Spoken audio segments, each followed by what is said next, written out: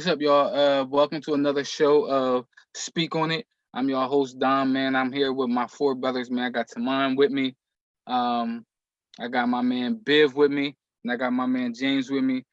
We are here about to give y'all our top five list. So what we did today is we are going to give y'all top five best young players in in the respective leagues, 24 or 25 or younger. Um, so we started with like the quarterbacks and the pitchers, and the point guards. And what we did was we wanted to compile a list of some of the people that we feel as though are the young up and comers.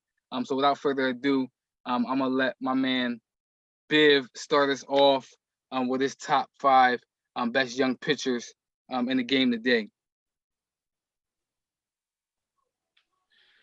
First of all, welcome everybody. I want to give a shout out to my man Shakur Stevenson on the nice victory last night.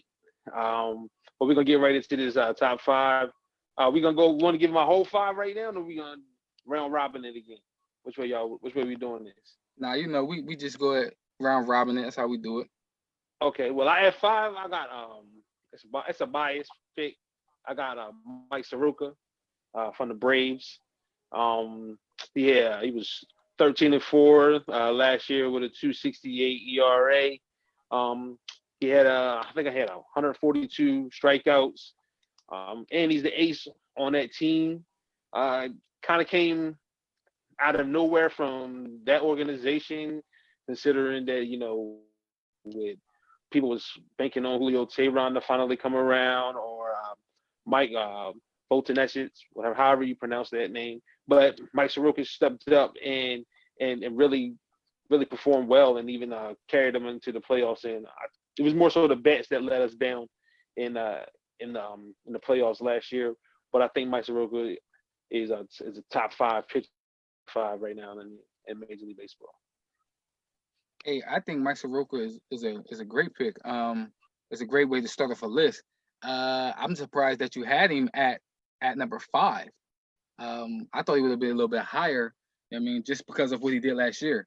Like you said, numbers wise, ERA is I don't think you touched on his strikeouts. You know what I mean, but the boy had 142 strikeouts last year. So Mike Soroka is a great pick for me, man. Solid ace, 22 years old. You know what I mean, for the Braves. Simon, you good? Yeah, I'm good. Who's your number five? My number five, I actually have is Zach Gallen, pitcher for the Arizona Diamondbacks. He is a 24-year-old pitcher. Sadly, not their ace, I mean, but just for the sake of the topic, I think he's an up and coming pitcher. A nice pitcher that they're going to be able to deploy in their in their lineup. Zach Gallen. He didn't really have a lot of starts last year. He had 90. He was 3-5, 91 strikeouts, and he had a 2.6 ERA. I had Zach Gallen actually at five as well. Arizona Diamondbacks, 24-year-old, drafted by the Cardinals. Has a decent ERA, and he definitely has some potential. So I definitely don't disagree with Zach Gallen at five, and that's my number five. Yeah, that's a good. Listen, like I said, it's a good solid building block for the Diamondbacks. Biff, who you for? At four. My bad. You good? You good?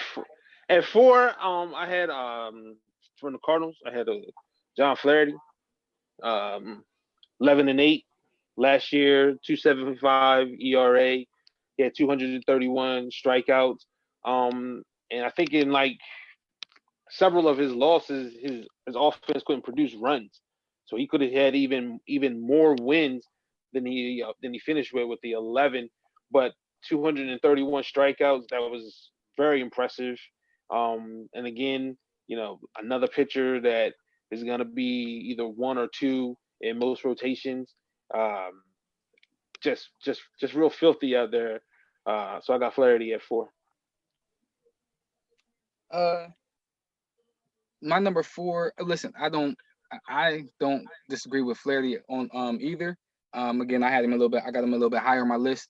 But my number 4 is Sandy Alcantara, pitcher for the Marlins, 24-year-old. The reason I got him this low, he's a solid pitcher. The reason I got him this low is his win-loss. I think he was like 6 wins last year, to like 14 losses. But again, that's not really all his fault. He didn't those Marlin lineup didn't really produce for him. But I think that's a good solid building block out there that the Marlins have.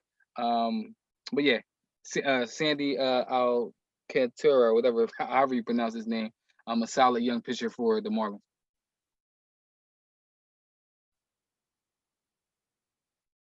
Go to number 4. Let me see if I can get my notes in order. So Let's see. At number 4, I have as a previous yet still a Braves fan, Mike Soroka. I think that Dwayne pretty much explained it all. Yeah, he talked. I mean, Listen. I just want the audience to know that I previously said that I haven't watched baseball, so I had to do some deep diving, and I don't know too much, but this is what I'm going with.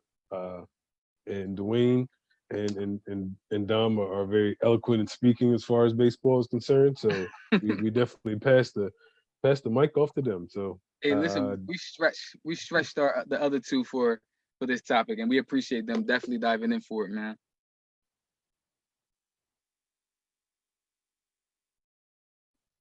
So who do we have at number 3? At number 3, I got Josh Hader. He's relief pitcher for the Brewers. He was 3-5. He had a 2.62 ERA. He had 138 strikeouts in 75 2/3 innings. Also had 37 saves. So he was filling in major roles as far as back end in the bullpen, middle reliever.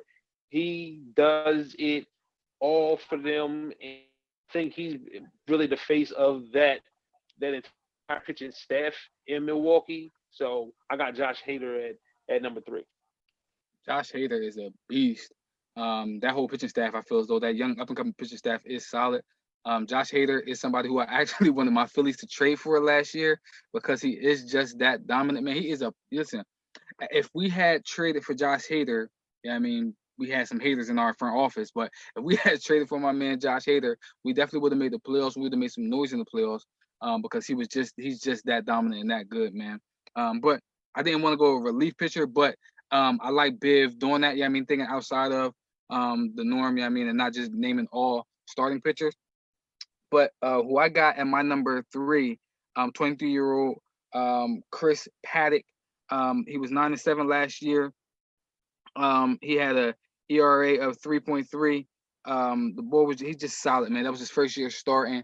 He was just a beast. He's just a beast of a pitcher. Yeah, I mean, I think that in that organization with him, taking the mound and being that go-to guy, they're gonna have a bright future with him.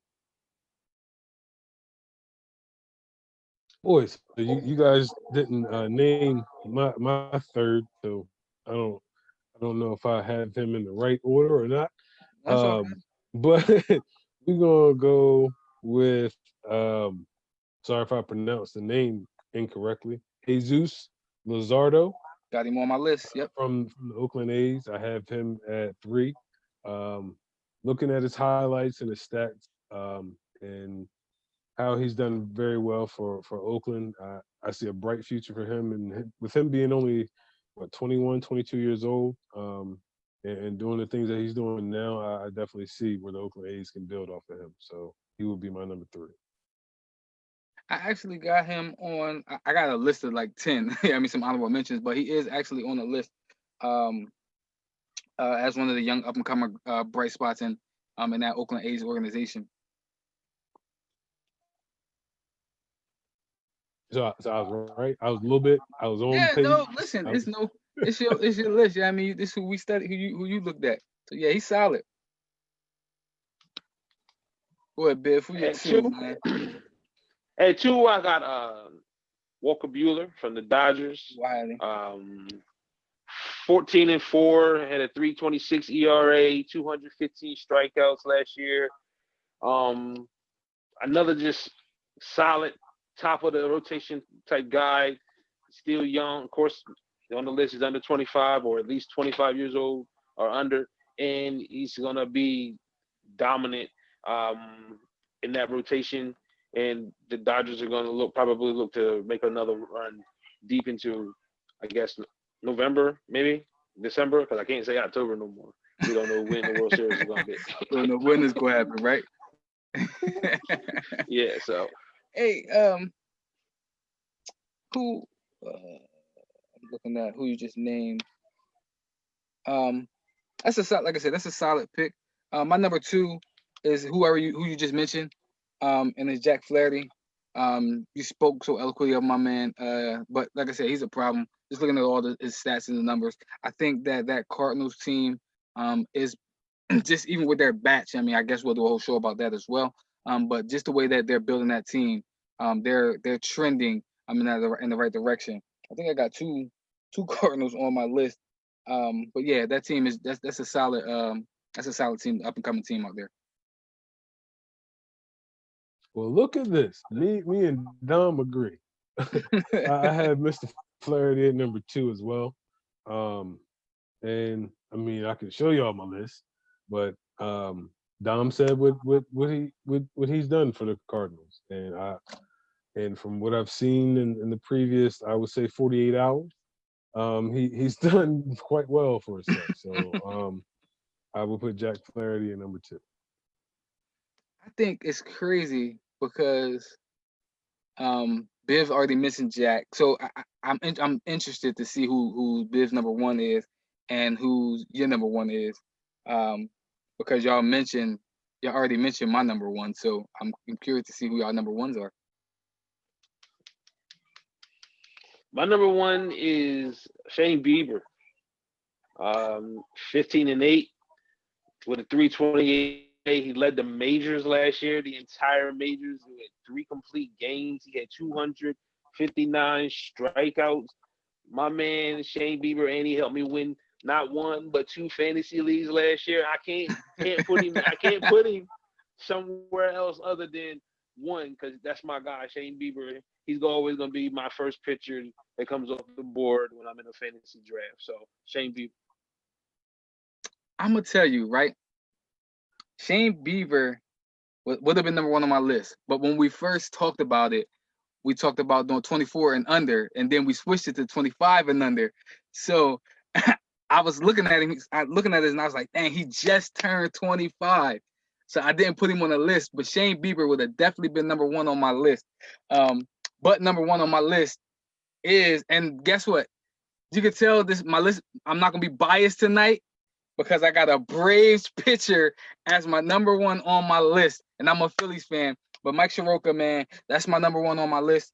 Like you said, Bill talked about it, 13-4 last year, 22 years old, 2.68 ERA. I think that was actually like 5th in ERAs last year. 142 strikeouts. Boy is just a bad boy, and he's 22. And like I said, he's the ace of that staff, of a young, nice staff that I think we're going to be talking about a lot on this show. And I hate that we're going to be talking about the Braves a lot on this show. But listen, their organization, the way they build, man, that farm is just nasty. I mean, so Mike Soroka, that's my number 1 young stud pitcher out there, 25 and old or younger. Okay, so first I want to make sure, James, you okay? You all right?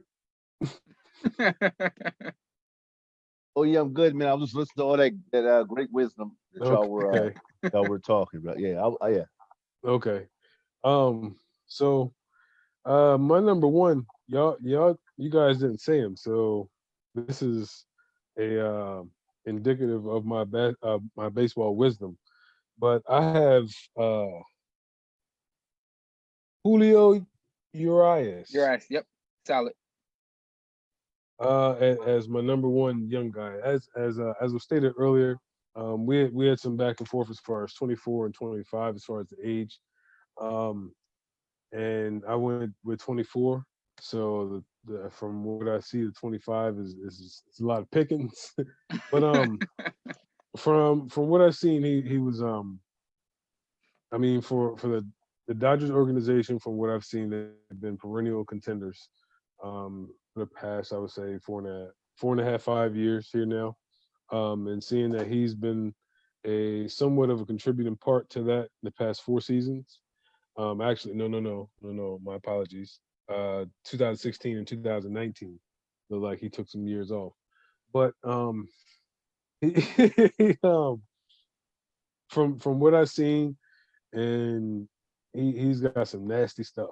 And I think that with his youth being, he's what, 22, going on 23, and him being in that organization and learning from Kershaw, I think will really help him develop into one of the perennial All-Star pitchers and maybe possibly Cy Young winners down the line. So that would be my number one. Yeah, I like Julio. Like I said, I had a list of like 10 pitchers. I mean, he did make the list. One of the questions I did want to ask Biv, just based off of this topic.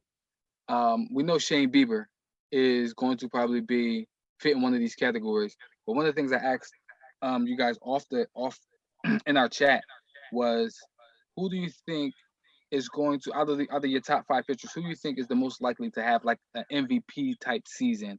Out of those five that you named. Flaherty.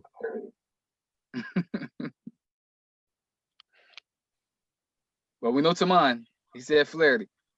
Jack. I was gonna go Flaherty too, but Taman said it real fast. So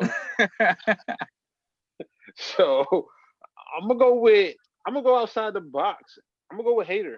I think that his impact on the game, when the guy if he could find a way to get double digit wins and 30 plus saves with over 100 strikeouts, sub 3 ERA, sub 1 WHIP, like I could see Hader potentially winning, Cy Young or an MVP.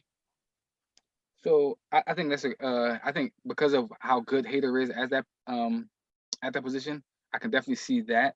The person that I picked again, so you see there's no hate, is Mike Soroka. And the reason I think that is because of everything that's around him, right? He got good stuff, but he got bats around him also, man. That organization is just a well-oiled machine. So I think that Mike Soroka is definitely poised to have an MVP type season. So just one of the up and comers that we picked out of our top 5, who's somebody that you think may just have like a all-star type season? Not quite MVP level, you know what I mean, but somebody that's just gonna take their game to that next level, which is like an all-star level. And I'll start if you want. The person I picked is Chris Paddock. I just think that he's got good stuff also, you know what I mean, and I think he's poised to have that, go take his game to that next level. You took my guy too. That's the exact guy that's the first guy I thought of. I think he has this stuff. I think he has the capability. I think he has the team around him that he can get to the next level. So I'm with you with Paddock. Gotcha. All right. So we wanted to do a show on baseball or just start out with baseball again because of the draft. You know what I mean? And I think that we don't do a lot of baseball topics on the show. So I wanted to really just show our diversity, just diving into that. But what I wanted to do is also just moving forward and staying with that same theme. Is I want to jump right into the basketball topic with our top 5 young point guards. And then actually, we're going to have that same mindset. Yeah, I mean, we're going to pick and see who's our breakout stars, who we think is going to be our breakout stars, who can have an MVP season, who can take that level to that All-Star game, and who's going to just really who we see rounding into that cornerstone franchise piece. So without further ado, I'm going to let my man James. He look like he been anxious to speak. So I'm gonna let him start out with his number 5 pick. All right. My number 5 is John Morant. Good pick. Good pick. Nice young point guard. Yep. I'm gonna tell you. Better be rookie of the year. Rookie of the year. I think he should be rookie of the year. Unless something else. Unless there's some other things that got to happen. I think. Politics as usual. Politics as usual. Just like they did with Carmelo Anthony. He should have won rookie year over LeBron James, but we ain't gonna go there. I just hope it ain't gonna be one of those scenarios. But hey, no, let's go there. Let's go there. So I'm gonna tell you,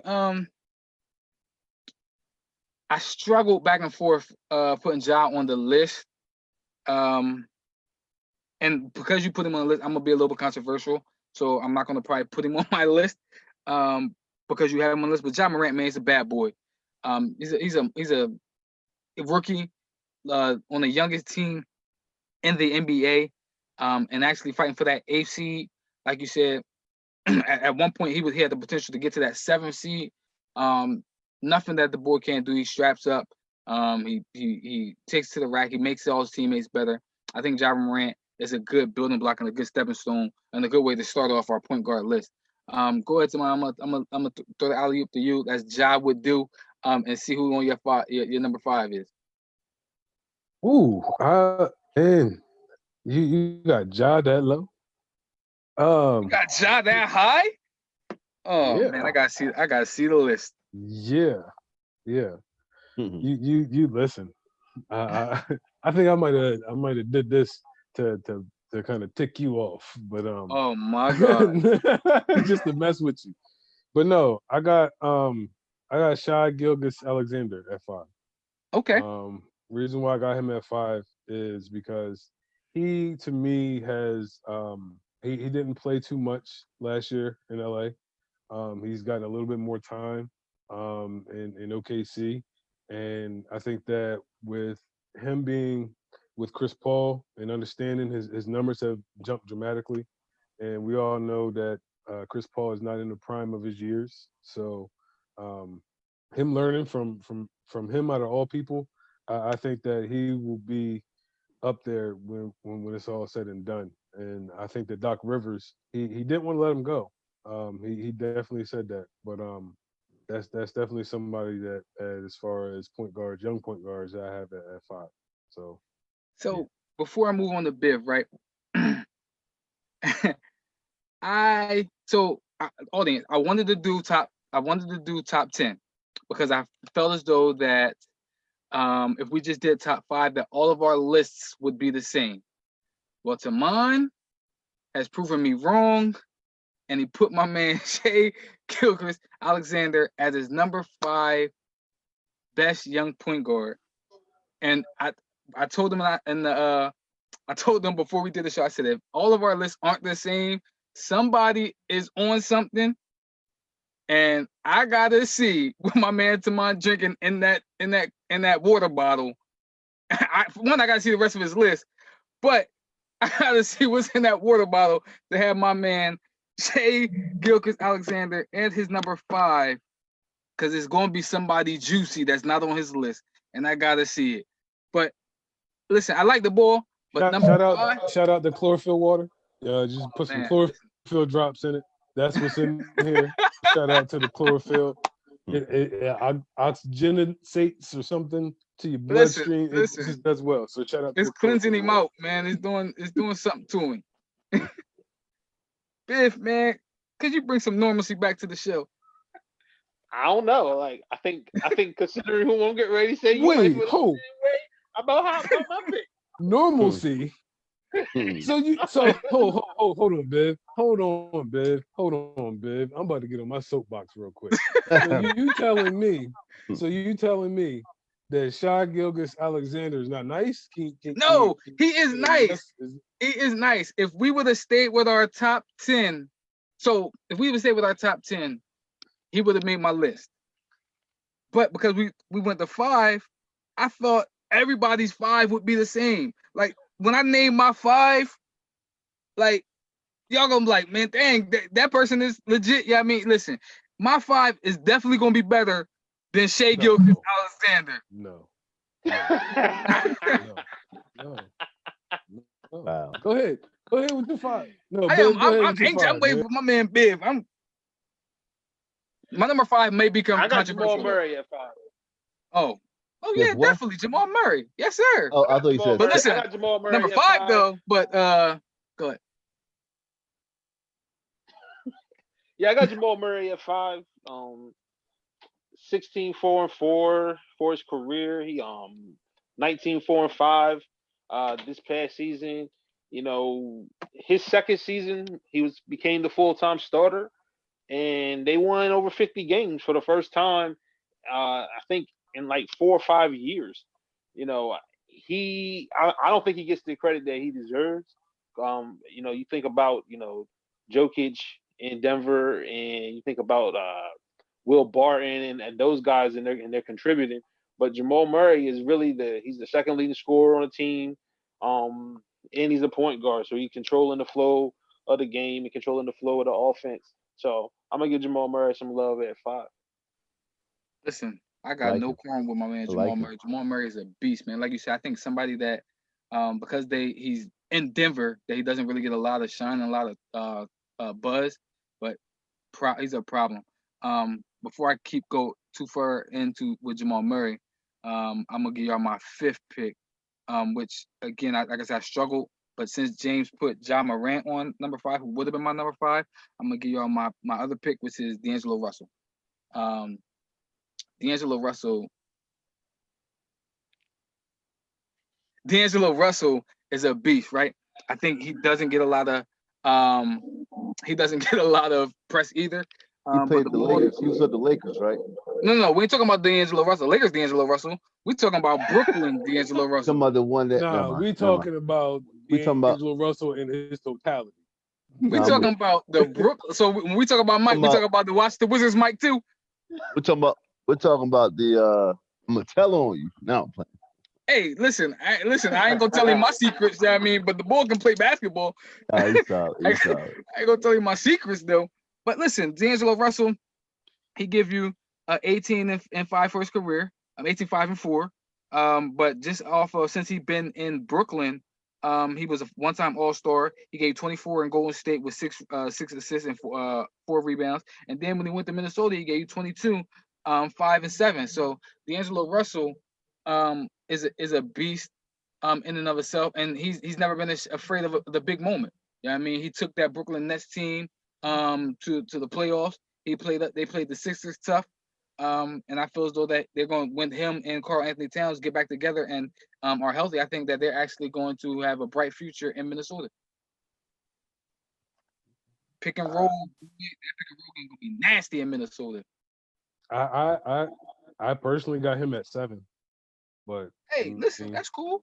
Hey, listen, you got him at 7. I think I had him at like 6 or 7, or 6 but James put Ja Morant, so I ain't wanna, have our list duplicated. But you had Shea Gilchrist Alexander, bro. I got to see the rest of your list. Yeah, please, you can definitely see the rest of my list. James, go ahead, James, man. Listen, all right. I'm anxious to get the listen. Okay. So no, James, go ahead. Do you? Number 4 is gonna be Devin Booker. 26. Okay. Yeah, 26 points, 4 rebounds, and 6 assists a game. Well, yeah, Devin Booker. I like him. Solid player. Solid. That's not fair. I thought he was a 2 guard. Listen, I'm looking at my 2 guard also, but I think he does handle the ball a lot for them. He does play that point guard role. Sort of like for me, Devin Booker. It's like when I asked y'all earlier, when we first started doing it, is like Luka Doncic, right? Luka could be listed at dual positions. Yeah, I mean he plays point, but he plays small forward as well. So Devin Booker does play a lot of point guard for the Phoenix Suns. So I can definitely understand where you come from with that. Go ahead, Tim, man. We're gonna go. We are excited about your list. Oh, you excited about my list? No, I'm not excited. I'm anxious to see it. Okay, so just to I'm a piggyback off of Biv. I have Jamal Murray at 6. And what? At 6. Oh my God. I see that. I knew that was. I just want to let the anticipation down for you. Let you know he's not in my top 5, and I do feel like Shea Gilgeous Alexander is better than Jamal Murray, and I think that Jamal Murray is a product of his surroundings. But at number 4, I got De'Aaron Fox from the Sacramento Kings. He's My man Biv improved then every left the year. show because you said that. Yeah, My Biv, man come Biv back, check come back, come back, come back. I got him. So he probably like who the 3 ahead of him. But I mean, listen. I mean, he's improved every year. He was averaging 20 this year. Just need to get some pieces around him. He also has improved as far as his assists, his efficiency. He just seems to get better and better each year. I just hope that Sacramento doesn't do what they seem like they always do in the front office, which is just keep it status quo and make their whatever it is. But hopefully they get some talent around him. If they do, I would definitely love to see him in the playoffs. So I would put De'Aaron Fox at 4. So I do have De'Aaron Fox on my list. I had him listed at 6. De'Aaron Fox is a problem. Swiper the Fox, probably the fastest point guard in the NBA. He does make everybody around him better, but I think that he is on that Sacramento team. They're young, but I also just think that organization, man, it's just something with that organization where it just can't get it done. They can't get over the hump, no matter what talent comes in that organization. It's just something about him, and I think that De'Aaron Fox isn't being talked about enough, or a lot, because of that organization. Like with Marvin Bagley, with Harry Giles, I mean, with all the young talent that they have, it's just they're not being talked about because I just think the organization is trash. One of the worst ran organizations in all the sports to me. So question before we go to Viv. So De'Aaron Fox being 6, right? And you got Jamal at 5, right? No, Jamal's on your list, right? Mm-hmm. You haven't said Jamal yet, right? I haven't seen Jamal yet. If you switch the teams, would you switch places as far as you're on your top 5?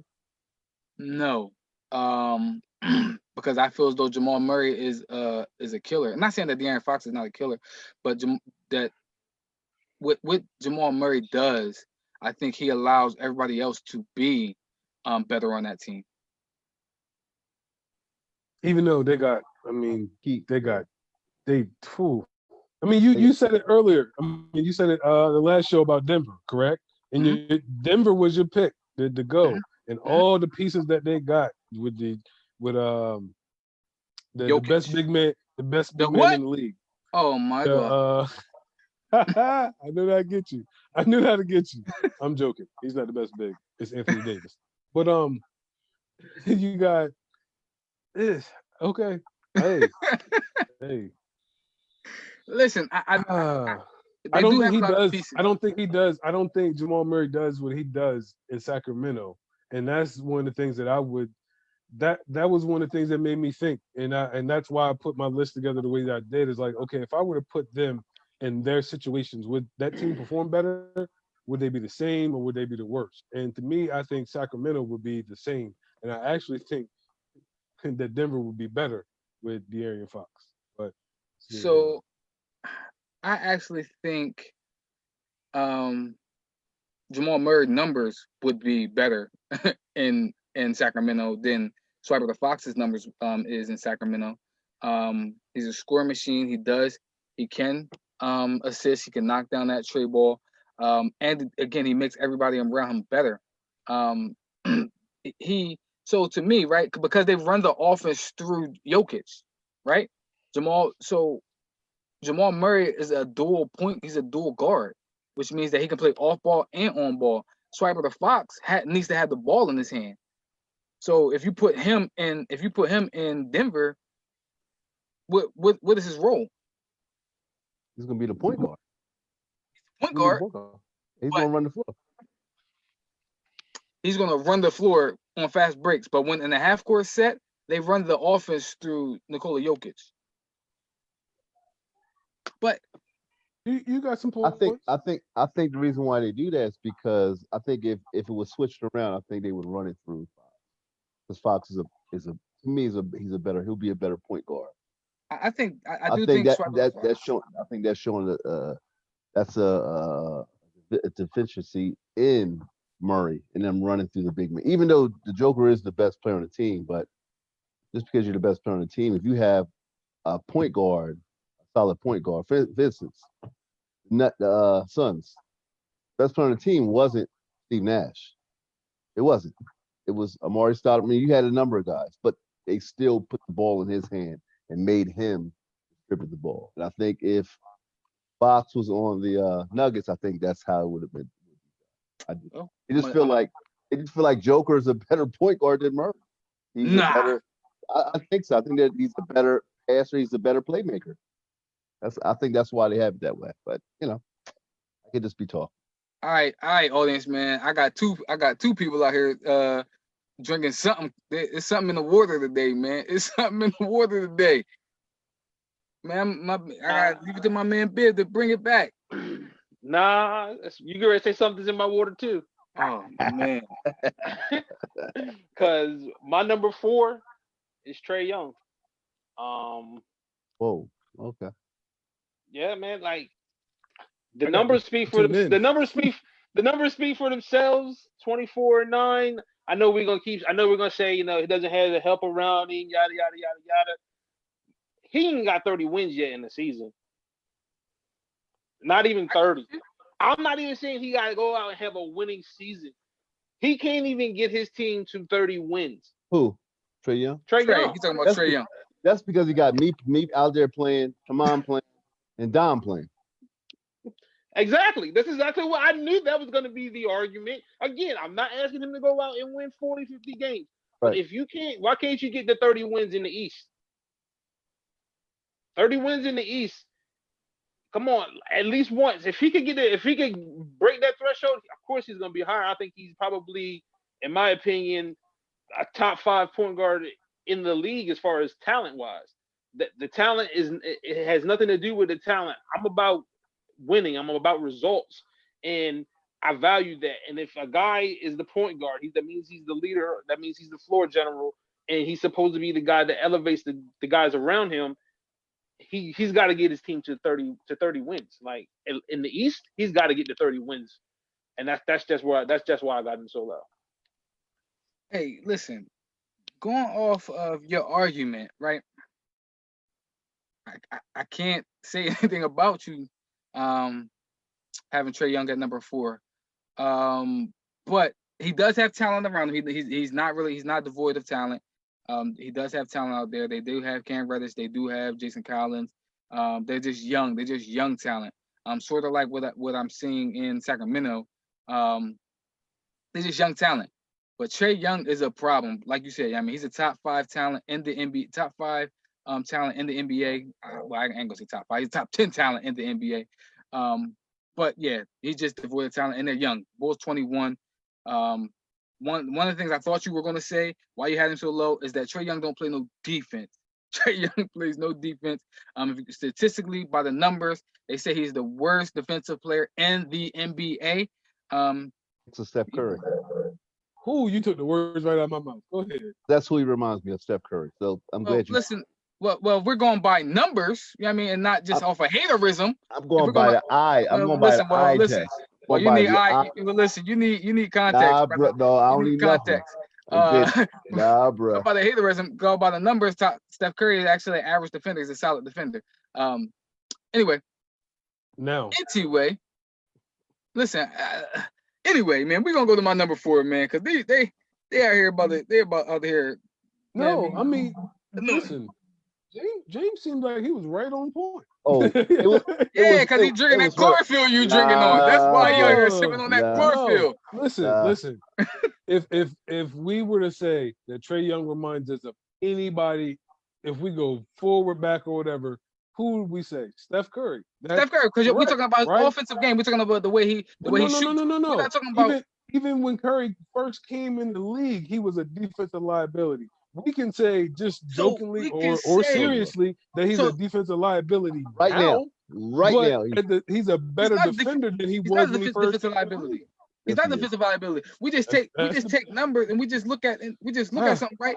But listen, because he's not the number one, he doesn't guard the number one option because he's not the best defender on his team. Doesn't mean that he doesn't play well. Doesn't mean that he doesn't play solid defense. I don't see. Listen, if James Harden going up against him, okay, yeah, I mean, but James Harden is going to cook almost anybody who guards him. However, if you put Steph Curry in front of a Patrick Beverly ain't going off for 30. If you put his first 2 years, even in his first 2 years, if you put an average point guard in front of Steph Curry, that point guard is not going off for 30. If you put a top 5 point guard in front of Steph Curry, they're going to cook him. If you put Steph Curry in front of a top 5 point guard, he's going to cook them too. So what are we talking about? You're supporting my argument. Thank you. It's not supporting your argument. You said an average point guard? He is lit tonight. Listen, if you put Russell Westbrook in front of Steph Curry's going to cook him. If you put Patrick Beverly, who is a top 5 defender at that point guard position, in my opinion, Steph Curry's going to cook him as well. If you put James Harden in front of Steph Curry's going to cook him. You put Steph Curry in front of James Harden's going to cook him. That's just the nature of the game. Yeah, but I got you. But we'll agree to this. Y'all saying the same thing about James Harden. James Harden don't play no defense, right? That's what you're going to say. Exactly, I agree. Yeah. I think listen, if you go by the numbers, James Harden's actually a pretty decent defender. Okay, all right, okay. We can move on. Moving on. He like 80s, 90s basketball, y'all. He like when they can hold you and tackle you, and basically put you in strangleholds. I'm pretty sure I got some other guys to support my theory. So, So I got you. But we just talking about by numbers. I support you. They don't like light-skinned people, y'all. They don't like Klay Thompson either, man. We're not doing that. Don't do that. Don't do that. They killed me for having Klay Thompson on my list too. Go ahead, Biff. My number 4, right? Jamal Murray.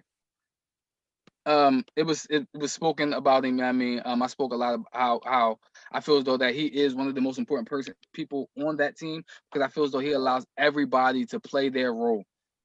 He's a shooter. He gets everybody in position. He does play okay defense. But he also allows Jokic to be Jokic, which means is that point center position, because he can play off ball. So he got a point center? Yeah, he got a point center. Saying something. You gotta have a point center. He ain't saying nothing. Saying a lot, brother. Ain't saying nothing. He allows my man to utilize his skill.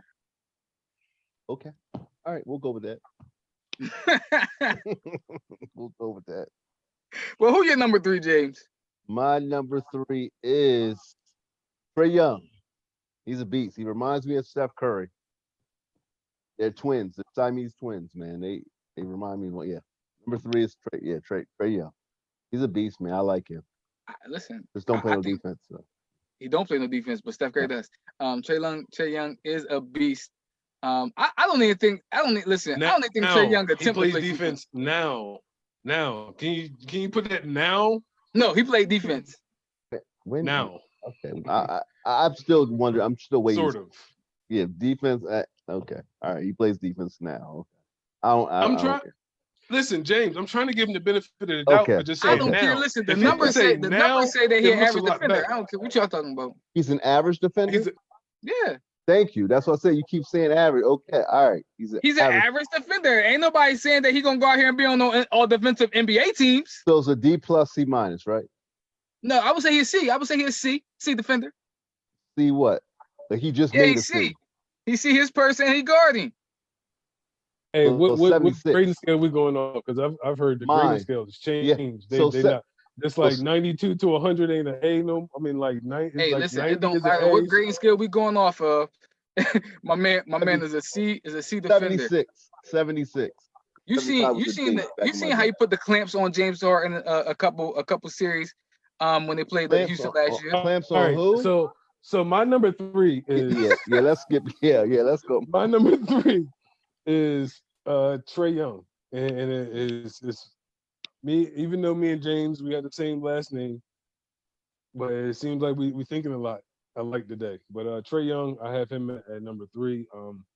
One of the knocks on him is I can agree with Dwayne is winning games because he's pretty much doing the same thing that he did at Oklahoma, which is get buckets. But Oklahoma was doing what?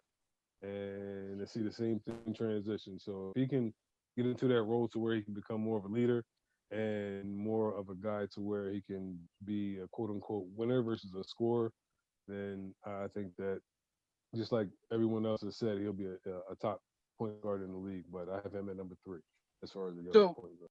before we get to Biv, right? Let me ask y'all this question because one of the things that we always say, what we always ask when we're talking about wins, right? Or just helping you get to the next level. Who's Trey Young's? Who's his Robin? James, you said that earlier, right? Like who legit is his Robin? Who legit is his number 2? I I get say it. John Collins. I do believe John Collins is his number 2, but is John Collins? Is he? I mean, I think John Collins is solid, but as his number 2, I don't think with John Collins being his number 2, I don't think he's ever going to get 30 wins. Yeah, I mean, unless he turns into LeBron. Yeah, I mean, well, Steph Curry with it. I mean, if he turns into Steph Curry, he'll win 30 games with Well, Steph John Curry Collins. also had Klay Thompson and he had Kevin Durant. I mean, come on, let's stop it. Bruh, before Klay Thompson got there, he had Monte Ellis. Yeah, I mean, and he was actually winning 50 games. He actually won 50 games before then. Monte Ellis is solid. He was solid. Yeah, but we said Monte Ellis was solid. Yes. He was solid. But Steph Curry was also winning games before Klay and them got there. That's what I'm saying. They didn't win anything. Did they win? They did. They went to the second round of the finals. They knocked off a 50-win Denver team.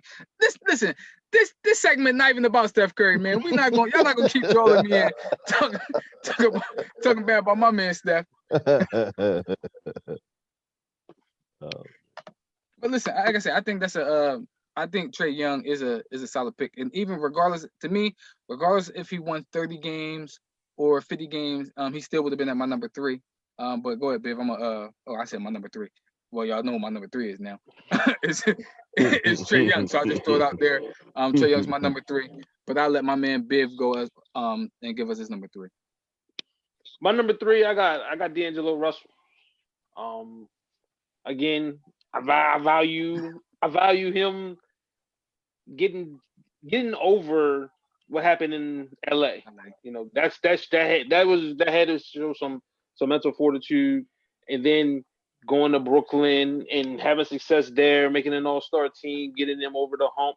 And really, he really elevated that team to lay the foundation that now Kyrie and KD are going to take and hopefully take to the next level in Brooklyn. One thing I want to say about what D'Angelo Russell, piggybacking off what you said, is we seen like the seasons that D'Angelo Russell went through, right?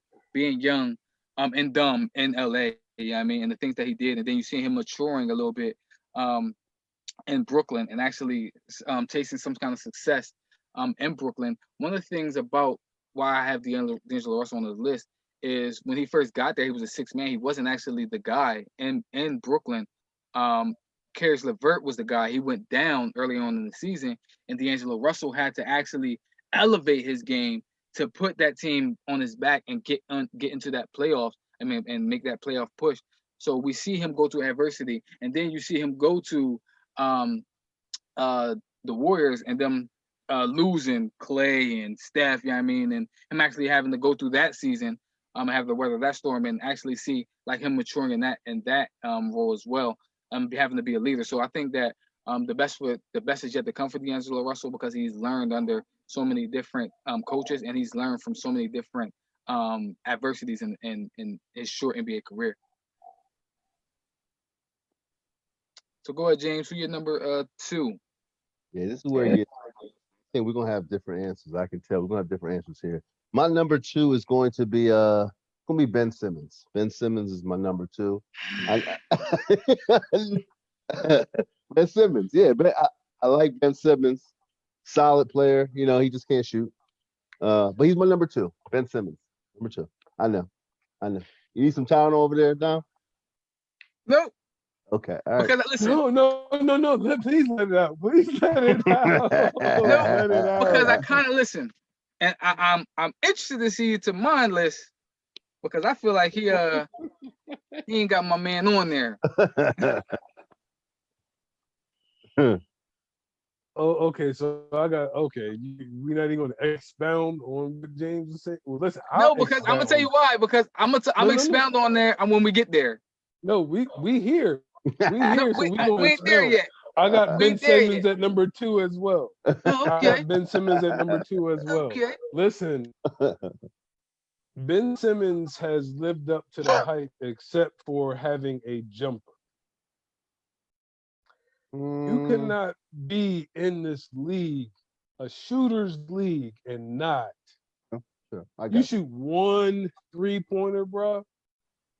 He actually hit 2. He hit 2. When? Preseason? Nope, he hit 2 in the season. No, okay. He hit 2. He hit 2. You're the point guard, your number 1 draft pick, bro. He's awesome. Don't get me wrong. Athletically gifted, great passer, great defender. But, bro, everything ain't 15 and under now, So, unfortunately.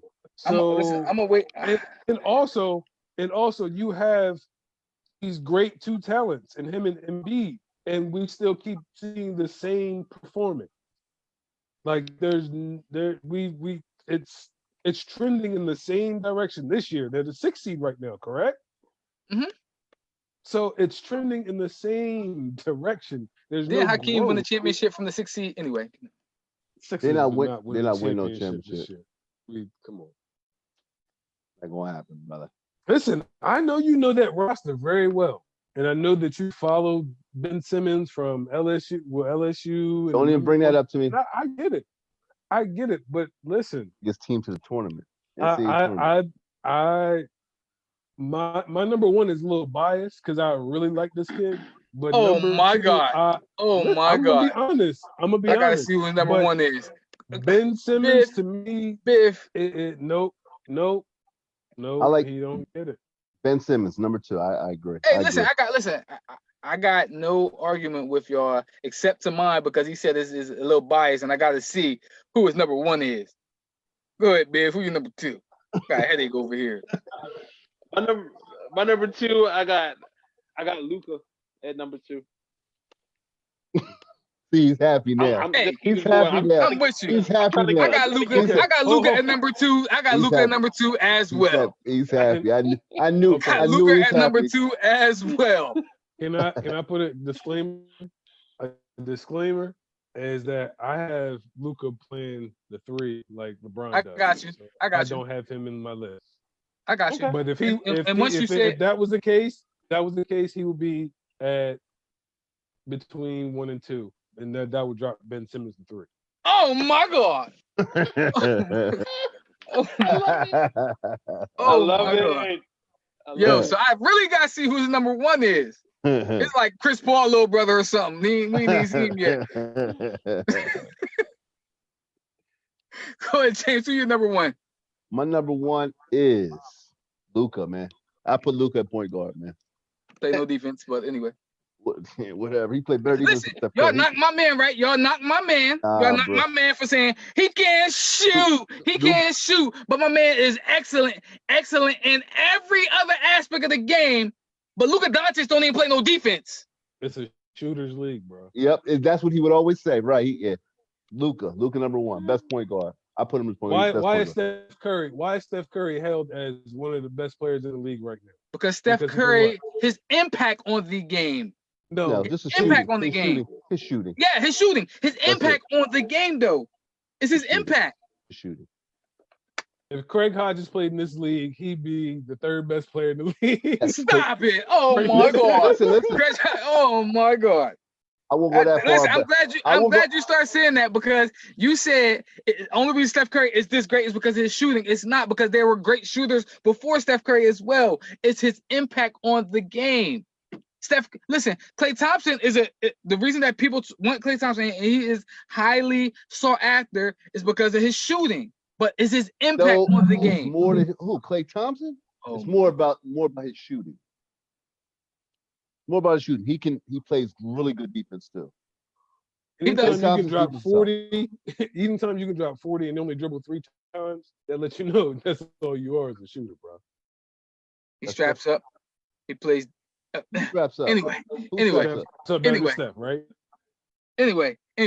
Listen. I'm gonna leave to mine for last because the anticipation is crazy. So I'm gonna leave to mine for last. So my number one is Ben Simmons. Of course. Ben Simmons does everything on the court. He does everything you ask him to do as a point guard. He does everything that you ask of him outside of shoot. And again, it ain't like, you know what I mean, he can't score.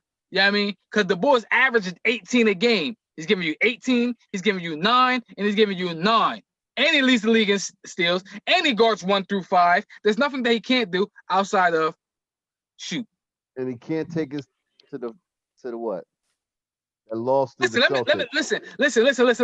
We talk about the tournament. He didn't really care about it. But watch this. Since Ben Simmons has been in the league, I said against the Celtics. What do you mean? That was coaching. And watch this.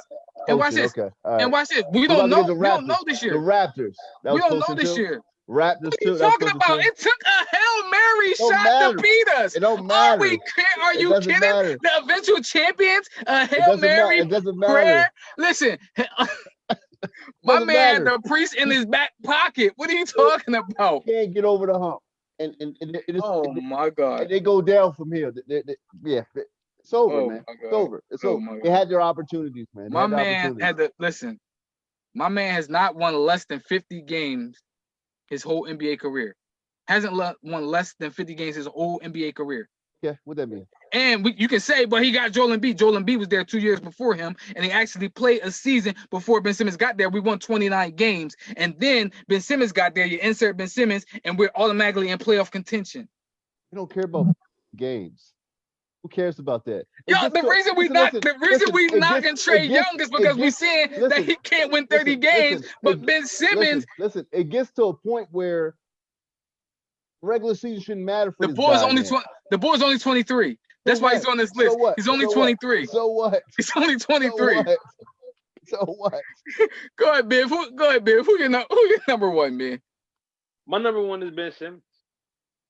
Like, outside of shooting, man, like he does everything, you know. And I know at this point in time he is no Magic Johnson, but we cannot sit here and pretend that Magic Johnson was this great jump shooter either, and he still had the same impact on the game. Now he won multiple championships. Ben has to do that, but I don't think that even in this league today, if you put the right people around him, that his shooting is causing that much of a conflict on the team. Again, Kawhi Leonard's shot bounces out, Philly goes to the finals.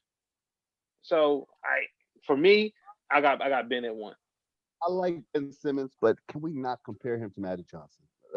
Why? Everybody else does. Everybody else, every other analyst, every other professional does. Everybody does, right?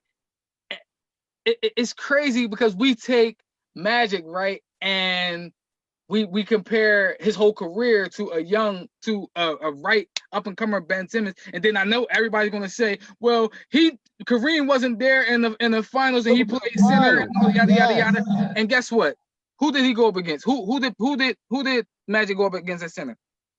Doesn't matter. Why does it matter? It matters because listen, the same thing we're gonna talk about, the same thing we use to elevate one person is the same thing we use to tear down another. Listen, he was a rookie who won the NBA Finals, man. Come on. He came in with a loaded team. That was a loaded Lakers team. And their best player was out. He still made threes. And he made still more made what? threes. He made more threes than Simmons. He still That's made cool threes. because Ben Simmons don't take them. He doesn't attempt them. He knows his game, and we knocking somebody What's his game? for playing within their game. And again, Okay. we don't know what this game's gonna look like. But as of right now, there's nobody you can tell me there is a better point guard that's under 25 better than Ben Simmons. You can say Luka, but Luka. Okay.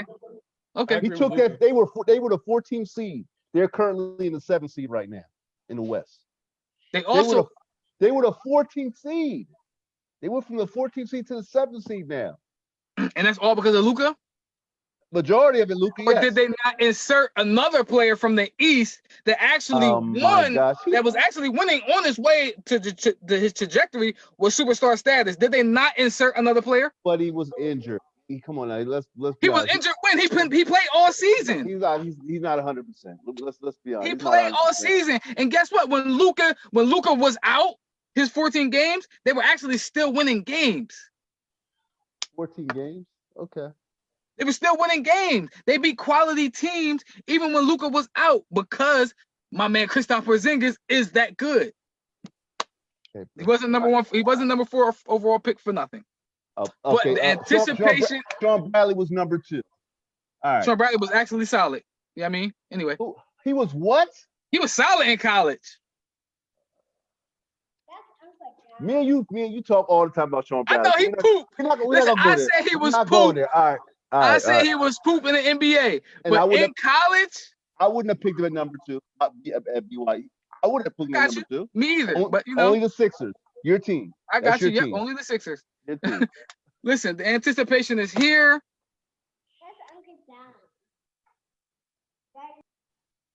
I don't know if we want to do a drum roll, but my man got Ben Simmons at number 2.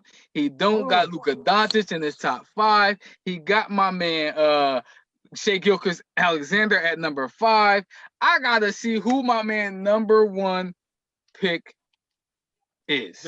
James said his Luka. You said Luka, right? At number 1. Yeah, James said Luka at number 1. Luka, yep. and both of y'all said Ben. Mm-hmm.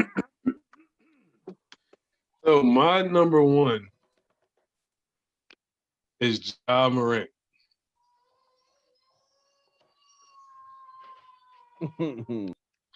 So I say if I would put Ja Morant on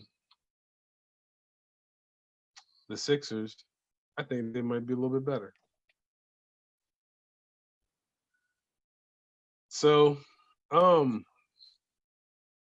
the Grizzlies won 33 games last year, and they won 32 this year.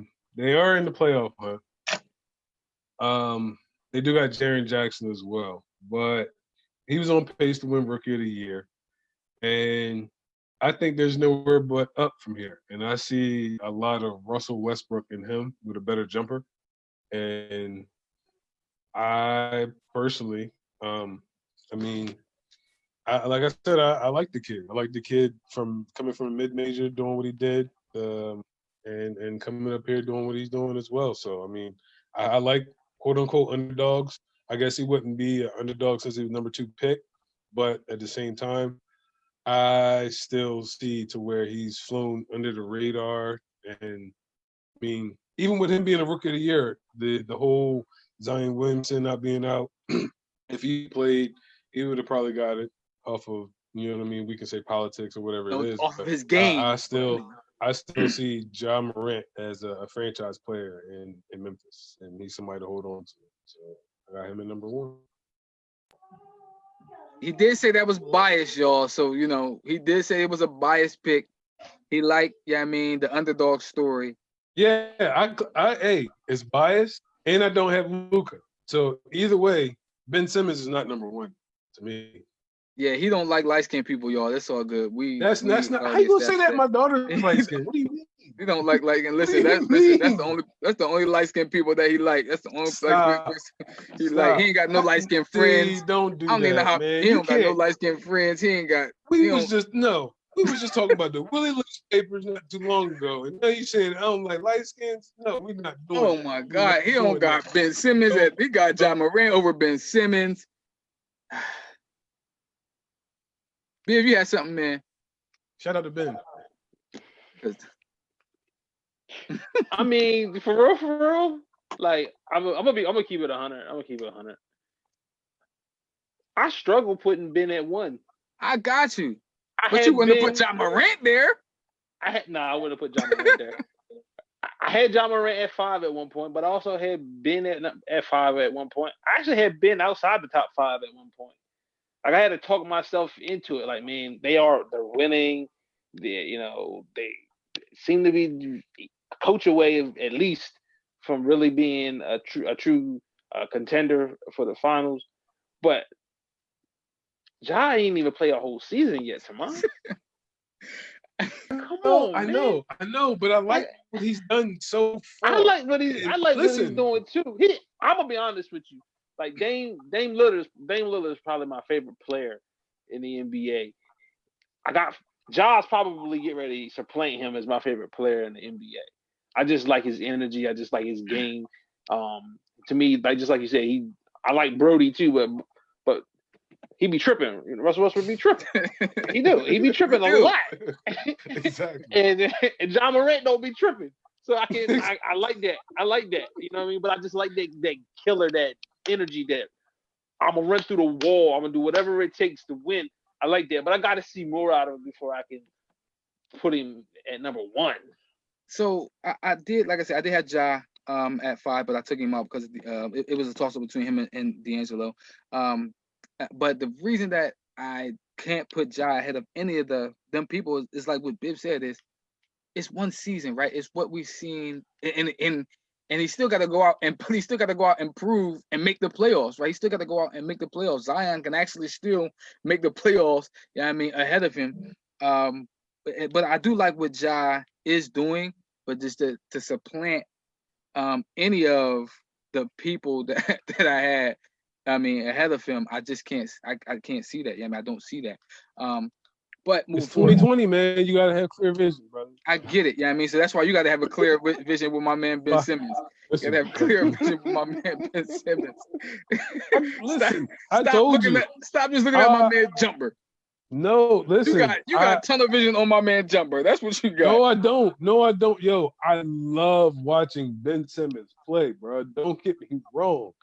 But it kills me the fact that people can sit on the free throw line while guarding him. But listen, do we not understand? I think, and this is what he said, this is what people said, right? Do we not understand that actually helps him? It helps him because he wants to pass first. It does. It helps him because he wants to pass first. But the defense he's a pass first point guard. They're sinking in on Joel. They're sinking in on Joel because Joel has no post moves. He has no post game. And then when they double him, listen, I'm a Sixers fanatic, and Joel Embiid is one of my favorite players. But when they double him, he doesn't recognize when the double comes. So how? Okay. So now we're blaming Joel.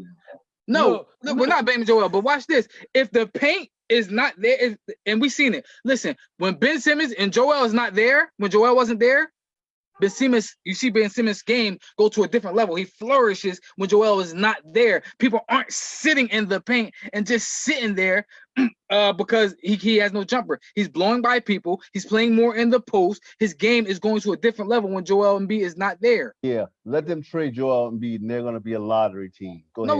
No, we won't. We're still going to win 50 games. No, y'all not. We ain't not the Spurs. Without Joel. No, y'all we ain't won't. the Spurs. We still going to win 50 games. And we got 5 chips. Listen, without Tim Duncan, I'm just saying, without Tim Duncan, without Kawhi Leonard, what y'all looking like? What y'all looking like? Oh, all right. Talking about, man, keep talking about my boy. Anyway. Hold on, who's your team? The Sixers? I'm a Sixers fan. The Heat? I'm a Sixers fan. Sixers fan. Quick story. But I do like other players on other teams. I met Dom in 2012, right? I found out in 2017 or 18 that he was. He never asked, y'all. He never asked. I'm not supposed to ask you a team. He never For 5 or asked. 6 years, I thought he was a Heat fan. He never asked. I was a Dwayne Wade fan, just like I'm a Steph Curry fan. But if they play the Sixers, that's who I'm going with. But moving along, right? On the same in the same fashion that we did with the baseball, I'm gonna ask y'all these questions. Who do y'all see out of your top 5 having that season where we can say, okay, they're establishing themselves as a franchise player. And then we're gonna go with who you think may have that all-star level breakout season, and then who's elevating themselves to that MVP level. So for me, like you said, I think Tamon's might be Ja Morant, but for me, I had somebody because I did a top 10 list, but I had somebody outside of my top 10 who I feel as though that could have had a breakout season, where we may say that he can be a franchise point guard.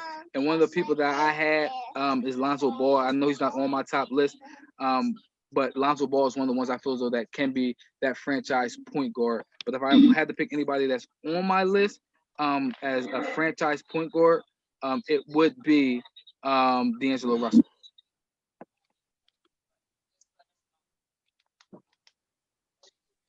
So I would have.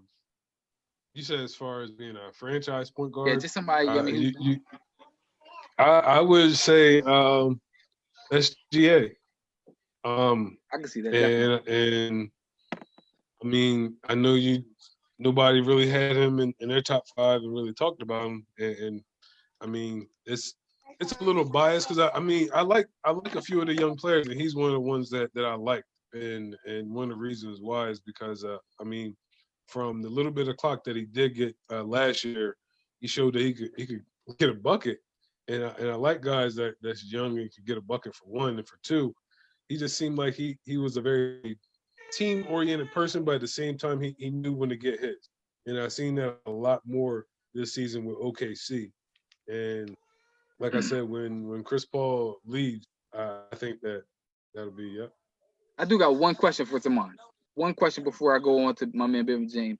Who's your favorite point guard of all time? My favorite point guard of all time? Yeah. My favorite, not who I think is the best, my favorite. Chris Paul. So Chris Paul is favorite point guard of all time. And SGA is a protege of who? That's not all right. That's all I wanted to know. That's all I wanted to know. I like the boy in LA last year. It just so happened. Okay, we're not gonna pretend the fact that CP3's not a Hall of Famer, bro. Let's not discredit. CP3's a Hall of Famer. To me, CP3, if I'm making a list, he's my second greatest point guard of all time. That's because that's all you. Okay, so then getting that leadership, I mean, I'm just saying that's why you put him on there. That's not why. He still averaged 18. All right, go ahead, Biff. Who you think? Who you see being that? Not taking that all-star level leap, but yeah, I mean, we say okay, we identify them as I can see them being a franchise point guard. This is gonna be straight bias. And it's more of a hope and a wish and a need. For me, it's Kobe White, man. I'm a Bulls fan. And I thought Chris Dunn was the answer. He hasn't panned out. So I'm hoping that Kobe White, he's shown flashes. But I'm hoping that Kobe White is that guy that's gonna become the franchise point guard in Chicago. So real quick, because I seen Tamon's ears perk up as soon as you said Kobe White. Yeah, I mean, I ain't want to say nothing about North Carolina, about a North Carolina player. Yeah, I mean, he got excited, like, North Carolina made the podcast. North Carolina made the show. He got excited. But I do like Kobe White. I actually think that him and Chris Dunn actually can complement one another. We got to see what they do with Zach LaVine. But if they put Kobe White at the point and Chris Dunn at the 2, I think they can actually complement one another. But I do think Kobe White can actually be that franchise point guard. We got to see it, but I think that he can do that. James, who you think on your list, man? Who's a franchise point guard that is not really taking that superstar step yet, but you identify them, in the infant stages as, somebody that can be a franchise? I would say Ja Morant. I mean, I'm kind of like the rest of you guys, man. I want Dejounte Murray, man, for the Spurs. I want him to. Because we need all the help we can, bro. I'm telling you. But we need all the help. But I'm gonna go with Ja Morant. I think he's a franchise player, and I hope they don't, make the playoffs this year. Because I want my Spurs to try to for 4 games back of Memphis. So hopefully we can do something. But you never know. I do like Ja Morant. Like I said, I think that if I had to put anybody, as identifying them as a building block, like I guess I didn't have him in my top 5. That's why I didn't name him, but he is a building block. I mean, he is establishing himself as that guy. Next for me was that the who's taking that leap to that all-star level status. And I said it was Jamal Murray. I talked about him a lot, so I ain't really want to expound on it, but I think Jamal Murray is he's taking that next leap into all-star status. I say Ben Simmons. Ben Simmons is Ben a two-time Simmons. all-star already. Ben Simmons is a two-time Yo, I just all-star wanted to mess already. with you. I just want to mess with you, man. But De'Aaron Fox, I see him as a perennial all-star. I got you. He got to put my man De'Aaron Fox in there, man.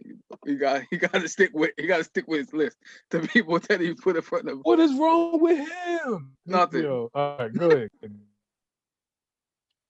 I'm gonna go with Lonzo. I'm gonna go with Lonzo Ball.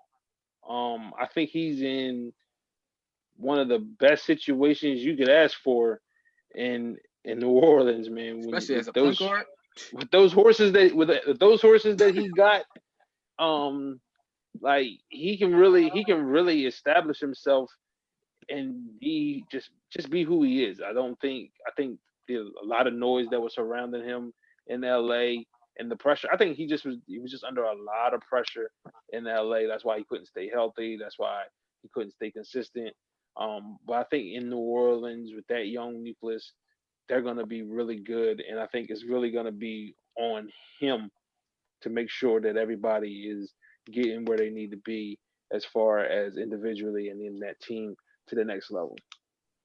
Now, I got a quick question. For both you and Dom. Do you think that if he did not have Drew Holiday there, how can I point? Do you think that Drew Holiday will help him get to the level that y'all think that he's going to be at?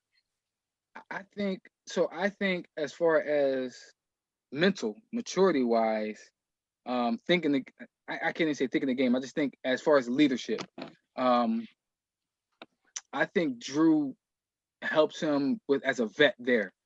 But as far as talent, as far as like Biv said, perfect scenario. He is in the perfect scenario, the perfect role for him. Having Zion, who is the face of the franchise, so Lonzo doesn't have that pressure. But also, Zion can jump out of the gym. He is in the point guard heaven. He's in point guard heaven with playing on that New Orleans Pelicans team. So that's why I think he could be a perennial all-star because, like Biv said, he can just really just be himself, which is a pass-first point guard who can go out there and defend and just throw lobs and alley-oops to Zion Williamson and Brandon Ingram and pass it to these shooters. So I just think he's in point guard heaven. To answer your question, Tamon, about Drew, I think he can learn a lot from Drew just because of the family dynamic. Having brothers in the NBA, and then also Drew's been around. He's played on different teams and played under different coaches, so he does have that experience that he can give to Lonzo and make Lonzo a better player. But this is what I also think that in order for Lonzo to get to the level that we think he can get to, I think Drew Holiday doesn't need to be there. I think he needs to go.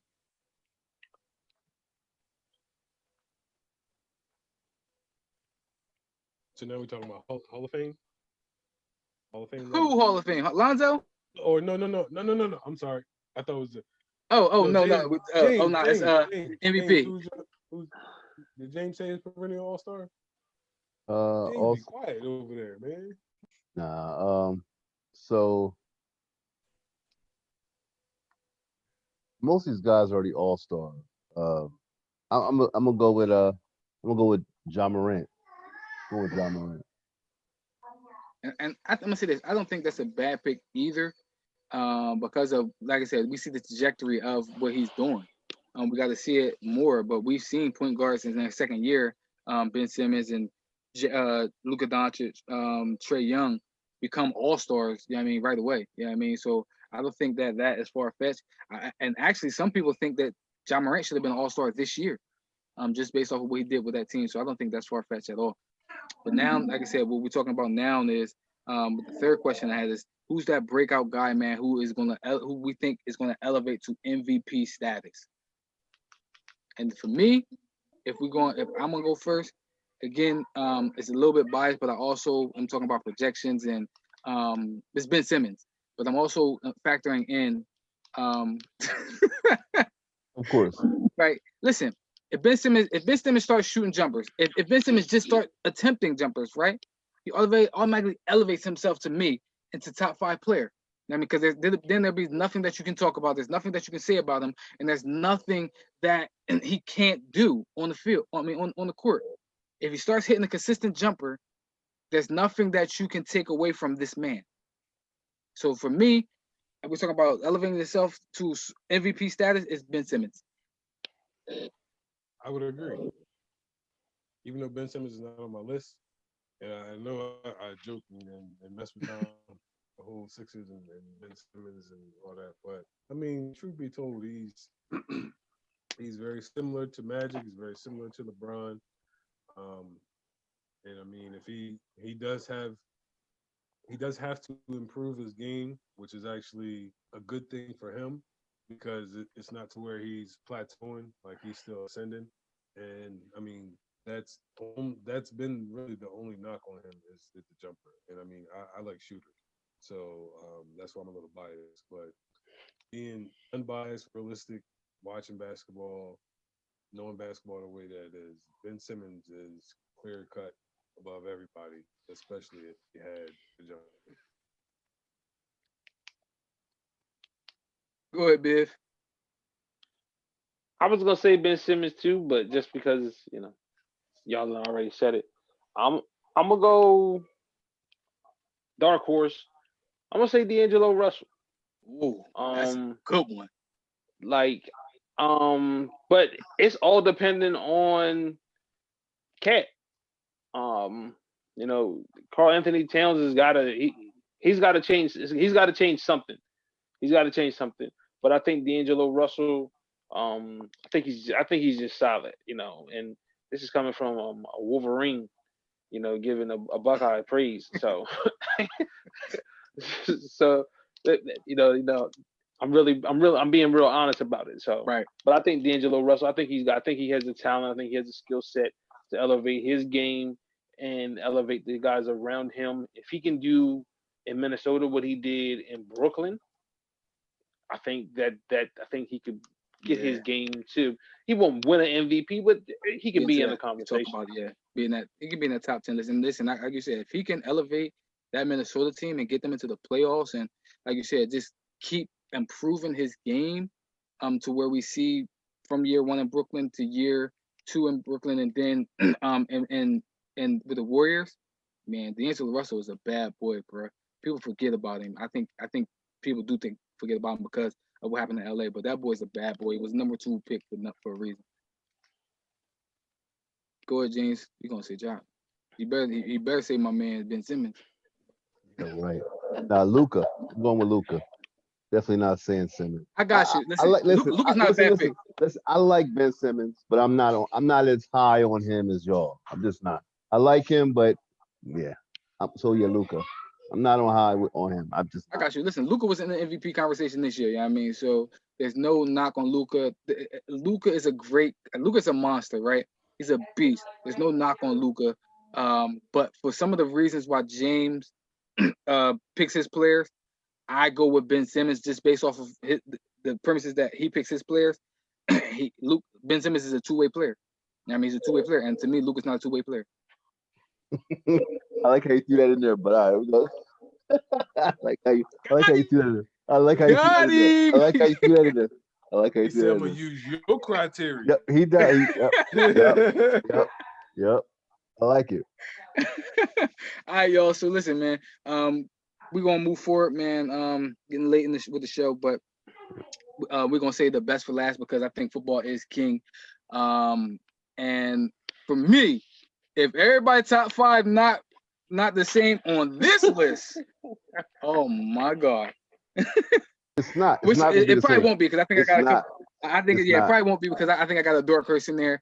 But y'all know what it is. Top 5 quarterbacks, young quarterbacks 25 or under in the NBA. If y'all want, I can kick it off. What I'll do is I'll actually throw 2 things out there. I'll throw honorable mention in there because I really wanted to get him in there. But I couldn't put him in my top 5. But my honorable mention is Drew Lock. I think with the weapons that's been put around him, and what we saw at the end of the season last year, I think Drew Lock actually is going to have a great season this year. But my number 5 pick is Kyler Murray. Kyler Murray is my number 5 top young quarterbacks under 25. I think with him having I think it was 26-10 last year, touchdown interception ratio. And now he just added to me the best wide receiver in the game. Second year under Cliff and a couple of weapons that they put around him, and they gave him a tackle. Kyler Murray is poised for a breakout season, in my opinion. Sorry, didn't hear any division though. Hold on, wait. See, I ain't want to say nothing, but did they beat y'all last year? Did they win the division? I'm just saying, they played y'all tough in both games, right? Beat y'all last year, Okay, so it's Seattle. and they didn't have DeAndre Hopkins. Okay. I'm just saying. Okay. Hey, you can just. But I don't think they win. I don't think they win the division either. But I also don't think y'all win the division. But anyway, that's for another show. Who the heck? Since my man Tamon spoke, go ahead, Tamon. Who your number 5? I know it seemed like me and Dom disagree, but we agree on this one. Number 5, I put Kyler Murray. I ain't gonna knock the boy talent because he's in the division of my team, but he's done with a little bit, and adding DeAndre Hopkins is going to definitely give him a big jump. They'll probably get the 9-7. Mm-hmm. That's playoff run if with under the new rules. That's probably a playoff card. That's wild card. Yep. Yeah, that was the NFC East, that's for sure. Oh my God. Woo. Go ahead, babe. Who your number 5? My number 5, I got Josh Allen. Okay. Yeah, can't knock that pick. You know what I mean? I think he took a step forward last year. Had over 3,000 yards passing, really with no weapons, but he's gonna have Diggs on the outside now. He also had 9 touchdowns rushing. You know, people sleep on, you know what I mean, his rushing contribution. He also rushed for over 500 yards last year. So I went with Allen at number 5. Got you. Go ahead, JT. So mine is Sam Darnold. Oh my God. Sam Darnold. Yeah, Sam Darnold, number 5. Look at Tamon's face. You got to elaborate on that, brother, please. Why Sam Darnold? He like the Jets. He like the Jets, y'all. I like him. I think he's going to have a breakout year. Like you said, he got a good running back, good wide receivers. I think they're going to play better defense. Plus, I think the AFC East is going to be more wide open because Brady's not there. So I just like Sam Darnold. I got you. Yeah, hey, I like listen. him. He ain't on my list. He ain't on my top 10 list, but hey, he on somebody's list, man. Jeez, top 10? Nah, he not on my put him in top 10. Nah, he not on my top 10 list, bro. I run down my top 10 list after the show, but he ain't on. Are they young? Are they young ones? Yes, they young. Yes, it's a top 10. It's our list. If we went 10 picks, it's who I would have put on the list. Sam Darnold. You must got Tua. You must got Tua and Joe Burrow in there. Yeah, over. Nah, listen, they don't see ghosts. They don't see ghosts on the sideline. They don't see ghosts on the sideline. That's Steph Curry on his list. That's why. You got Steph Curry's. At least he throw a better ball than Sam Darnold. He throw a better. Listen, I like Darnold, man. I like him. Okay. Hey, listen, I got listen. That wasn't a good look, but that wasn't Hey, a listen, good look. man. Hey, listen. It's different stroke for different folks, man. Somebody out there for everybody, man. I understand, man. I got you. I got you. Sheesh. Hey, my number 4. Okay, hold on. Confession. My number 5 was, but I realized he's older than 20. He's 26. I had Jameis Winston on there. Okay. That's what I initially had on, but he's 26, so I had to take him off. you. So I had to fill in the spot real quick. Hey, that's like flipping a coin right there, man. Sam Darnold or James Winston. No, Don't that is not. sleep. That is not. Don't do Whoever that. for Winston. That Winston is had over- Winston had James over Winston out there 5,000 seeing yards. ghosts too. He out there seeing ghosts too. Jameis He Winston, throwing the Jameis ball. Winston this offseason said he got LASIK surgery. So we already know he had a problem with his eyes. So if he got his eyes right, if he did, he threw for over 5,000 yards. Nah, listen, I like Jameis, man. I like Jameis, man. Somebody say he should have been a defensive player of the year, man. I ain't gonna say nobody, but he should have been a defensive player of the year the way he was out there giving it to the defense. My number 4 is Josh Allen, man. Josh Allen, like I said, Biv said, he gonna have Stephon Diggs out there. He's an underrated runner. He's an underrated passer. I feel as though that if he was healthy, in one of those New England games, he would have actually went. They actually would have won the division, and they could have, made a little bit further in the playoffs. But Josh Allen is my guy at number 4. Look at this. Me and Dom agreeing again. Yes. Got Josh Allen at 4. I think a lot of things that Dwayne said, and Biv, a lot of things that Biv said and Dom, as far as the weapons, with him having Stephon Diggs, I think is going to take him hopefully to another level.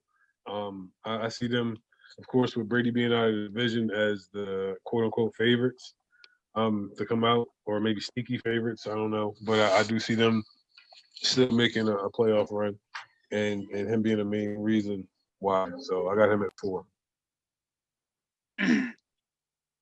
Listen, I got. go ahead, Biv. I was gonna say I ain't got no problem with Josh Allen. Nah, Josh. Listen, like you said, I ain't got no problem with him. No problem with him. I know what Daniel Jones better not be on James' list. That's what I was gonna say. But go ahead, Biv. Go ahead, Biv. I like Daniel Jones. I got Kyler Murray at 4. I just think he's a better passer than Josh Allen, so that's the only reason I had him ahead at 4. And I just think Josh Allen has, that Buffalo defense really helps him out and bails him out in some of the tough situations that he puts his team in. Kyler Murray doesn't have that luxury, but now with you add D-Hop, I think this is gonna be one of the most exciting offenses to watch in the NFL this upcoming season. So I got Kyler Murray at 4. And real quick before I go to James, another thing we talk about Kyler Murray, he gonna have Kenyon Drake, who actually was a problem when they got him. He gonna have Kenyon Drake for the whole season. So that's also gonna help him out, man. So yeah, Kyler Murray going, man. You gotta watch out for Kyler Murray this year. They might listen. They more I think about it, man. They may win that division, man. Don't go there. They're not go ahead, winning. James.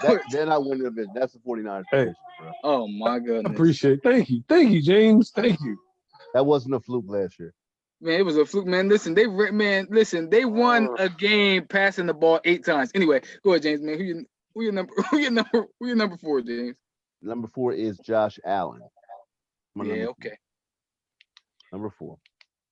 Listen. Everybody talk about Josh Allen glowingly. You know what I mean, so it's no quorum there, man. Like I said, all 3 of us agree on that. My number 3 is Deshaun Watson.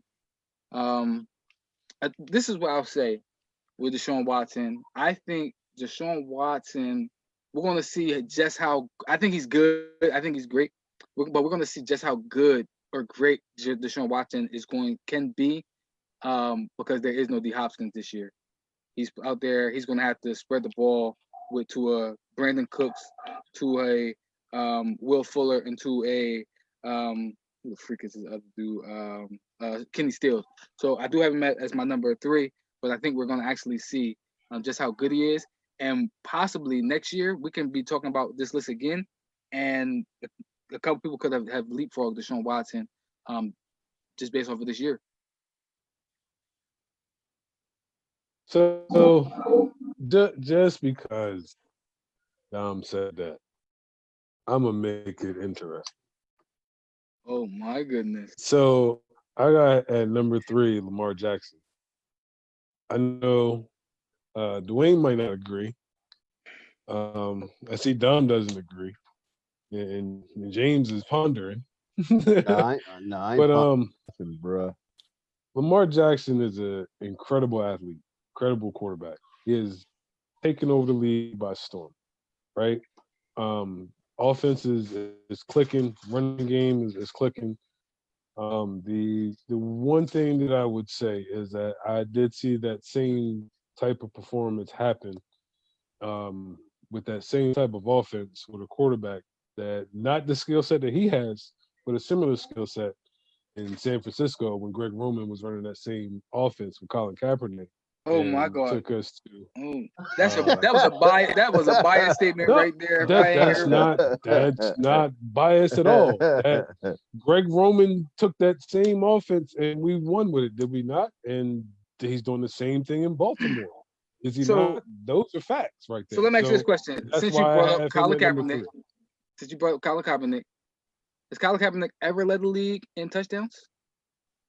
I said he didn't have the same skill set as Lamar Jackson. Lamar Jackson is Michael Vick on steroids. But you said at the same time, I said he didn't have the same offense. It is the same offense, is it not? Yeah, so we say so it is Greg Roman's offense that Lamar Jackson is running. And did we not run 165 yards on the Packers? I got you. So one of the people that's going to be on our list, right? I think when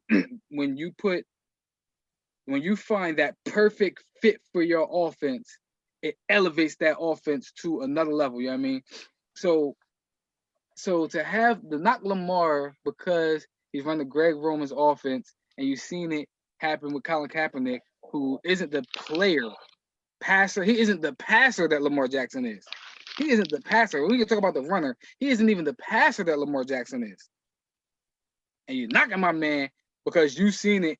You've seen him take it to you see him do the same thing with Colin Kaepernick. We can say the same thing with Andy Reid and Donovan McNabb, or Andy Reid and with Patrick Mahomes.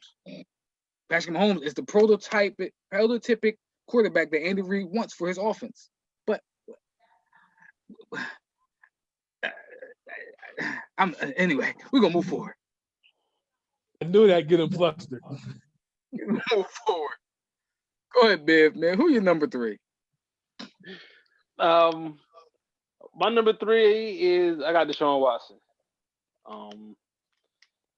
The only knock on him is really he just couldn't stay healthy his first year, But the 2 years since then, he's played I think 15 games and 16 games, and they make the playoffs. I think his game is gonna be elevated, not having that security blanket in D-Hop on the outside. I think it's gonna open it up. I don't think offenses or defenses are gonna be able to just scheme to one side. I think now the middle of the field could be open for him to scramble more and be able to create more. So I got Watson at 3. So James, I'm pretty sure that you have Watson at 3 as well. Yep, Watson is at 3 for me. Yes. So I got a question for all y'all, everybody, because I think Taman really had Watson at 3, but he wanted to throw it out there, mix it up. But the question I have is, can you actually see it going the other way, where Biv said we can see him helping him without having Deshaun Watson? I mean, without having DeAndre Hopkins. But can you actually see it where it may hurt him not having DeAndre Hopkins? It's gonna hurt him. It's gonna hurt him. And that's why I think. But also, definitely gonna hurt him without having Hopkins. the other question I have is, if he actually beat Patrick Mahomes last year, does he leapfrog him No. in the playoffs? I think what's the name hurt him last year? What? Bill O'Brien, because they were dominating that game, and I think Bill O'Brien had some dumb calls, just like I feel as though John Harbaugh had dumb calls, which cost them the game as well. But the Texans actually dominated that game until Bill O'Brien started doing dumb things, and Deshaun Watson was actually balling until Bill O'Brien actually was doing dumb things. So if they win that game, do you think that he leapfrogs Patrick Mahomes? No, not for me. No, not for me. Me either. But I just wanted to throw it out there. So number 2, this is where it get good. Patrick Mahomes, number 2 for me. Patrick Mahomes is the number 2 quarterback for me. Oh, that's a What just happened here?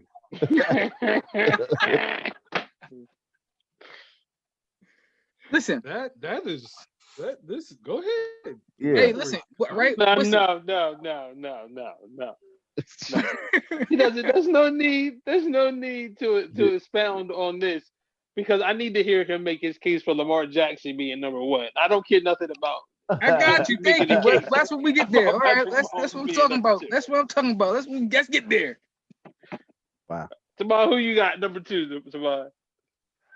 So at number 2, I have Deshaun Watson. Okay. I got Lamar Jackson at number 2. And so does James. He has Lamar Jackson at number 2. Absolutely. Absolutely. All right. So my number 1 is Lamar Jackson, right? If we're talking about the way the league is going, right, where we're talking about more mobile quarterbacks, we're talking about extending the game, extending plays, making plays for everybody, making everybody better. Lamar Jackson is the face of the quarterback right now. There's nothing that he cannot do. He can run. He's fast. He can throw. He can make all the throws. And the only thing that we're talking about with Lamar Jackson, I saw your face, is if you're gonna say that he can't, he got to make better reads. Once he makes better reads, Lamar Jackson, there's nothing that you can take away from this man. He has a strong arm. He completed 64% of his passes last year, and you can say whatever while his running, his ability to run is what opens up that field. So what? That's still ability that he has. He rushed for 1,300 yards, and he led the league in touchdowns, and the ball only has 7 interceptions. So he takes good care of the ball. He can extend the play. He makes all the throws.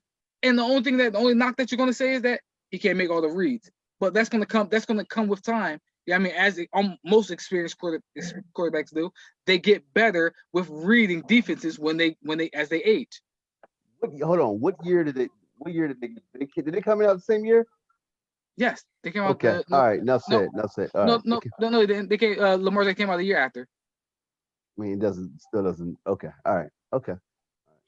So what cases go? I'm curious because I want to hear a case that y'all make from Patrick Mahomes.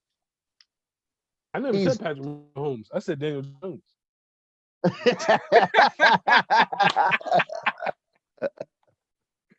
No, go ahead. Because again, I want to hear the case for Patrick Mahomes. Yeah. What happened to Lamar Jackson in the playoff against the Titans? I believe coaching is what happened. He didn't have a good game. Look at this number. Coaching happened to him. Listen. If we talk about that, right? Why do you always? We can talk about the coach. What happened to Patrick Mahomes against the Titans? What happened to Patrick Mahomes against the Titans? They won, right? He didn't have a good game either. But he brought back and won it. He didn't have a good game. He also didn't have a good game against the San Francisco 49ers. But he brought them back and they won a game when it counted. Don't do that. He didn't. Listen, if we're talking about why Patrick Mahomes is the number 1 quarterback in the league, and we're talking about, Lamar Jackson didn't have a good game, Patrick Mahomes didn't have a good game in the playoffs. But he did what it took to win the game. Listen. Football is the ultimate team sport. Football is the ultimate team sport. If we're going to say that, if we're going to give credit to people, I give a lot of credit to Damian Williams in that Super Bowl because he was the one that was actually alleviating some of the mistakes that Patrick Mahomes was having. Both of his interceptions were dumb throws. Both of his interceptions.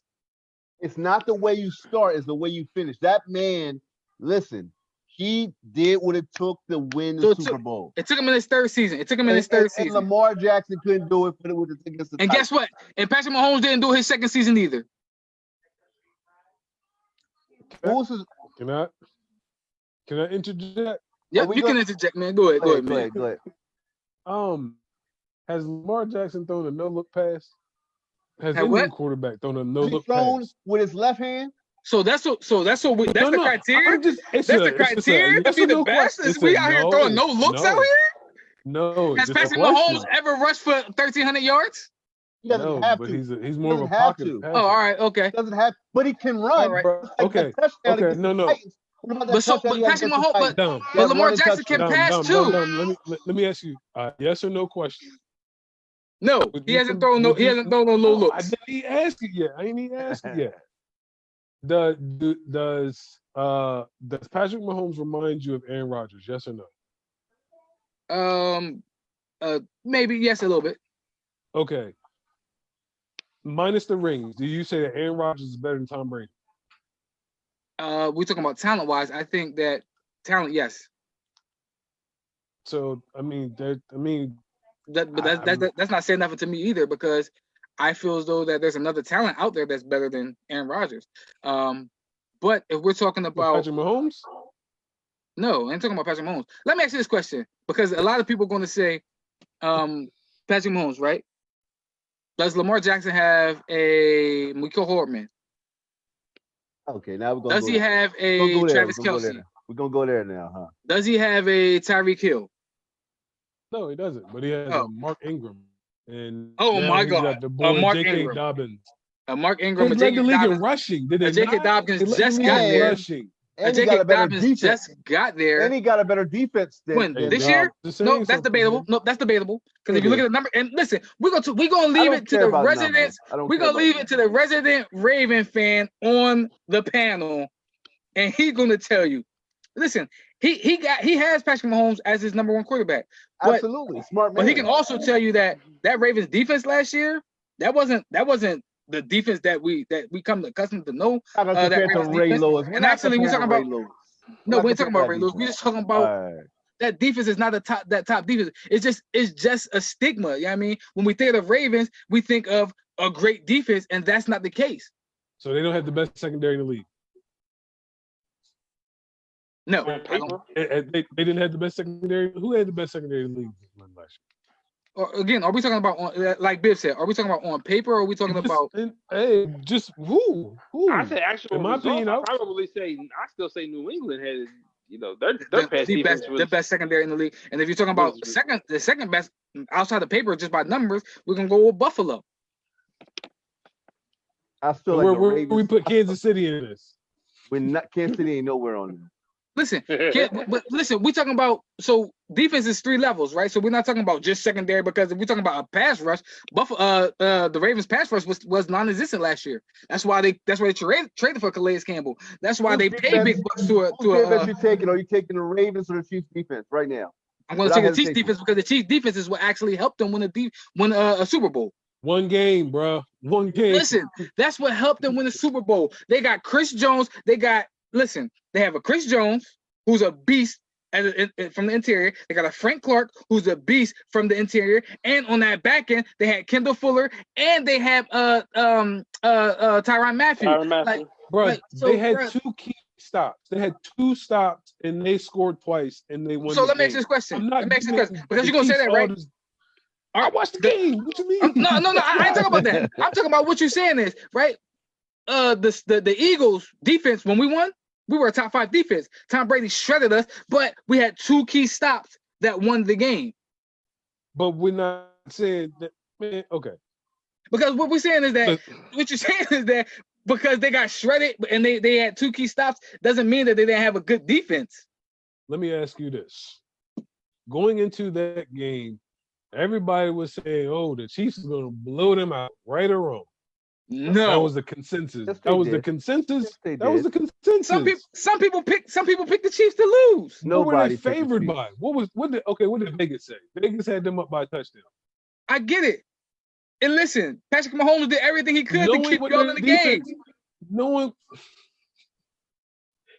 what the Chiefs defense are, and knowing what our defense was, and our calling call was the running game, and we still 7-point underdogs in the Super Bowl. It's because of Patrick Mahomes, bro. Yeah, It ain't because of that defense. I'm not knocking Tyrann Mathieu at all. His name's close to mine. Honey badger. So let me ask Shout you this out one Tyrann question. Mathieu. Let me ask you this one question because the defense did actually play. That defense actually well. If That game. let me ask you this question. I got a question. Yeah, a lot of questions. Yeah, this is a talk show. If that's not Tyreek Hill and that's any other wide receiver. Stop.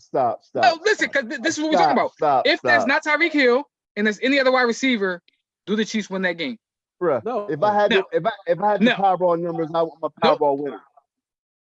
Listen, sports is about who is on your team, bro. It's about the weapons that is around you. If Popovich did not have Tim Duncan, he is not the greatest coach of all time, right? Am I correct? At the same time, though, like I get what you're saying. I totally get it. But at the same time, they was down by 10, and they came back and won the game. That hurts me to say, but they was down by 10, and they came back. So and won is the that game. Kyle Shanahan's fault? Hold on, no. Because we see they that was before. down by.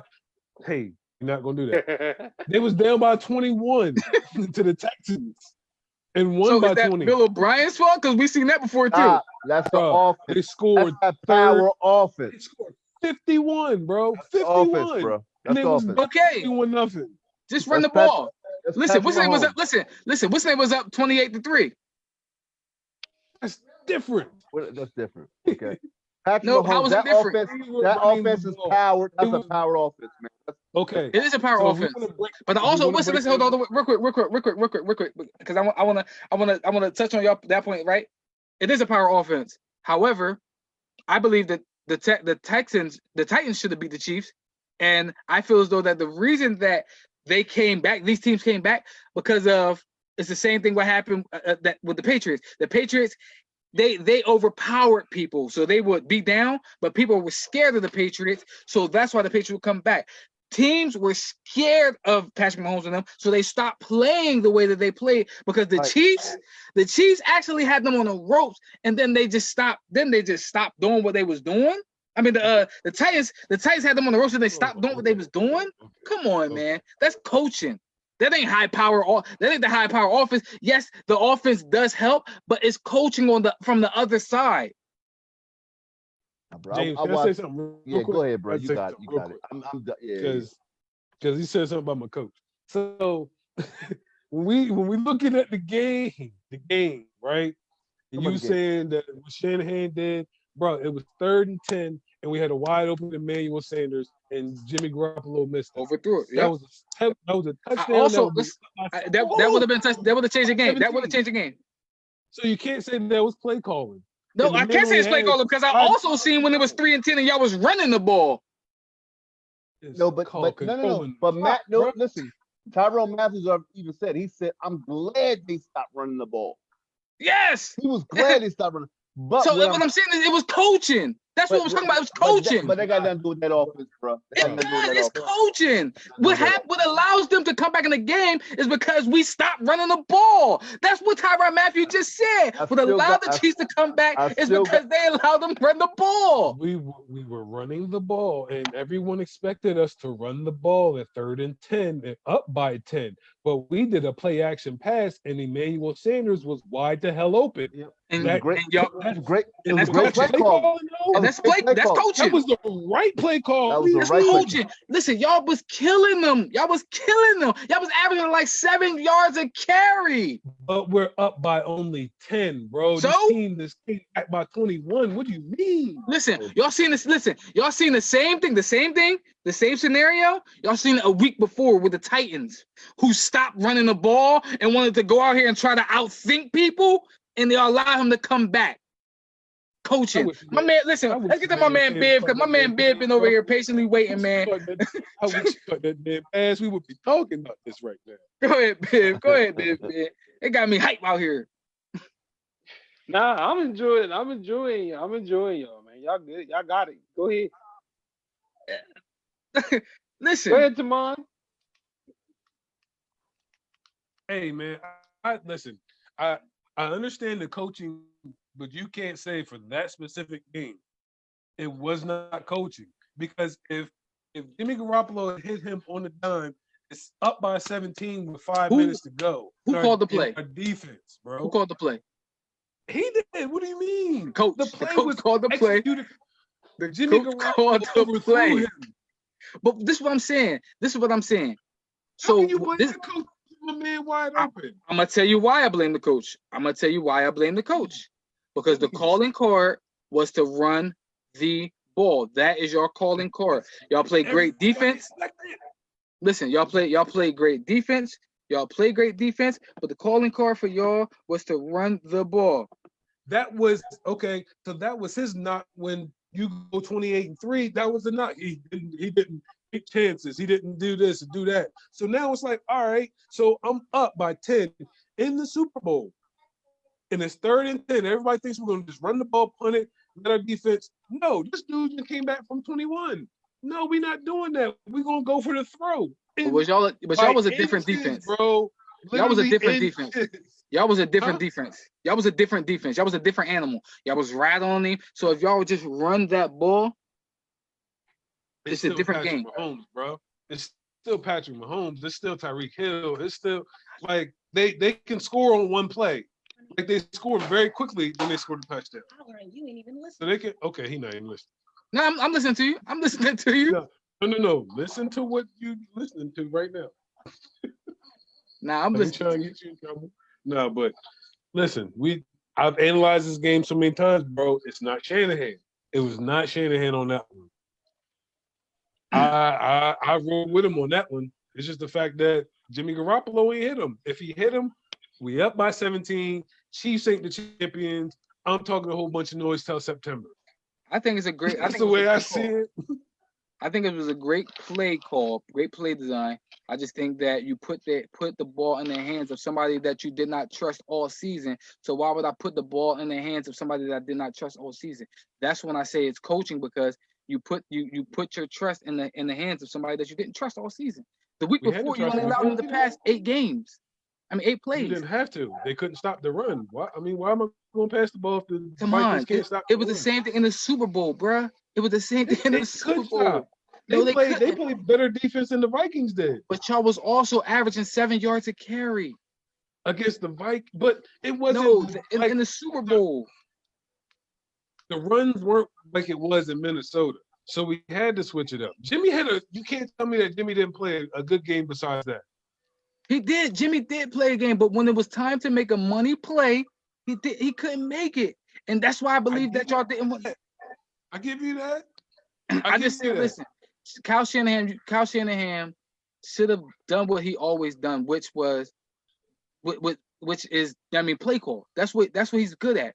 And I feel as though that he was doing that all game, and he got cute, and it came back to bite him. That's just my thing. But hey, listen, it's 9:00, y'all. Listen, Shanahan, you did well, in my opinion, and we'll be right back there this year. You made one bad play, just like you did a lot of bad plays in New England. In Atlanta. But and we play y'all this year, by the way. You know that, right? Oh yeah, we're gonna smack y'all. All right. On that note, that's in Philly. Patrick Mahomes is number 1. That's in Philly. We're gonna have a great night. I'm gonna give y'all my breakouts real quick. We're gonna close it out. All-star level. Next level, I had Drew Lock was my breakout. Saying he's gonna be a franchise quarterback. All-star Pro Bowl type quarterback is Kyler Murray, and my MVP, taking it to the MVP status, is going to be Josh Allen. Well, I have MVP status. I'll go with Deshaun Watson. All-star level, I will concur with the Josh Allen. And breakout player, I would actually say Darnold, Sam Darnold, because he's got a few weapons. I think he's going to have a pretty decent year. I'm not saying they're going to make the playoffs. I'm not going to say all that, but I think that he's going to be a lot better than the last few Jets quarterbacks that they've had. I got you. I like Sam Darnold, man, but he's just not in my top 10 youngins. Franchise guy, I had Drew Lock.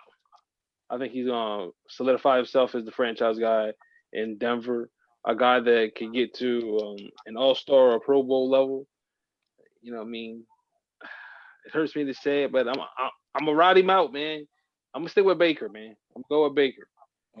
I think Baker, he's got too many weapons in Cleveland to not be successful at some point. And the guy that I put in an MVP race, I'm gonna go with Kyler Murray. I think that addition with D-Hop in that offense, I got, second year players that won it 2 years in a row. Why not make it a third? Why not make it a third, man? So I'm gonna go with Kyler Murray. That was a toss-up for me, man, between Kyler and Josh, man. I just think that Wins was going to help Josh get to that level. Wins, and again, having Stephon Diggs. But if that's y'all got any last words, anything before we close out, y'all?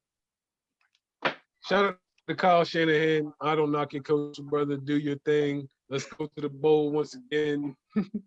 And all this Kyler Murray love is making me sick. I just want to give a shout out to Jared Anderson. He had a big dub last night too. Big knockout victory.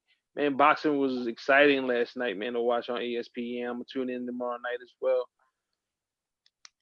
All right, y'all. And again, I'm gonna always leave y'all with something good, something positive, man. We thank y'all for all tuning in and supporting 3 or 4 black brothers. I mean, just trying to give their piece. I mean, speak on the things that we feel are passionate or dear to us. We thank y'all for supporting us.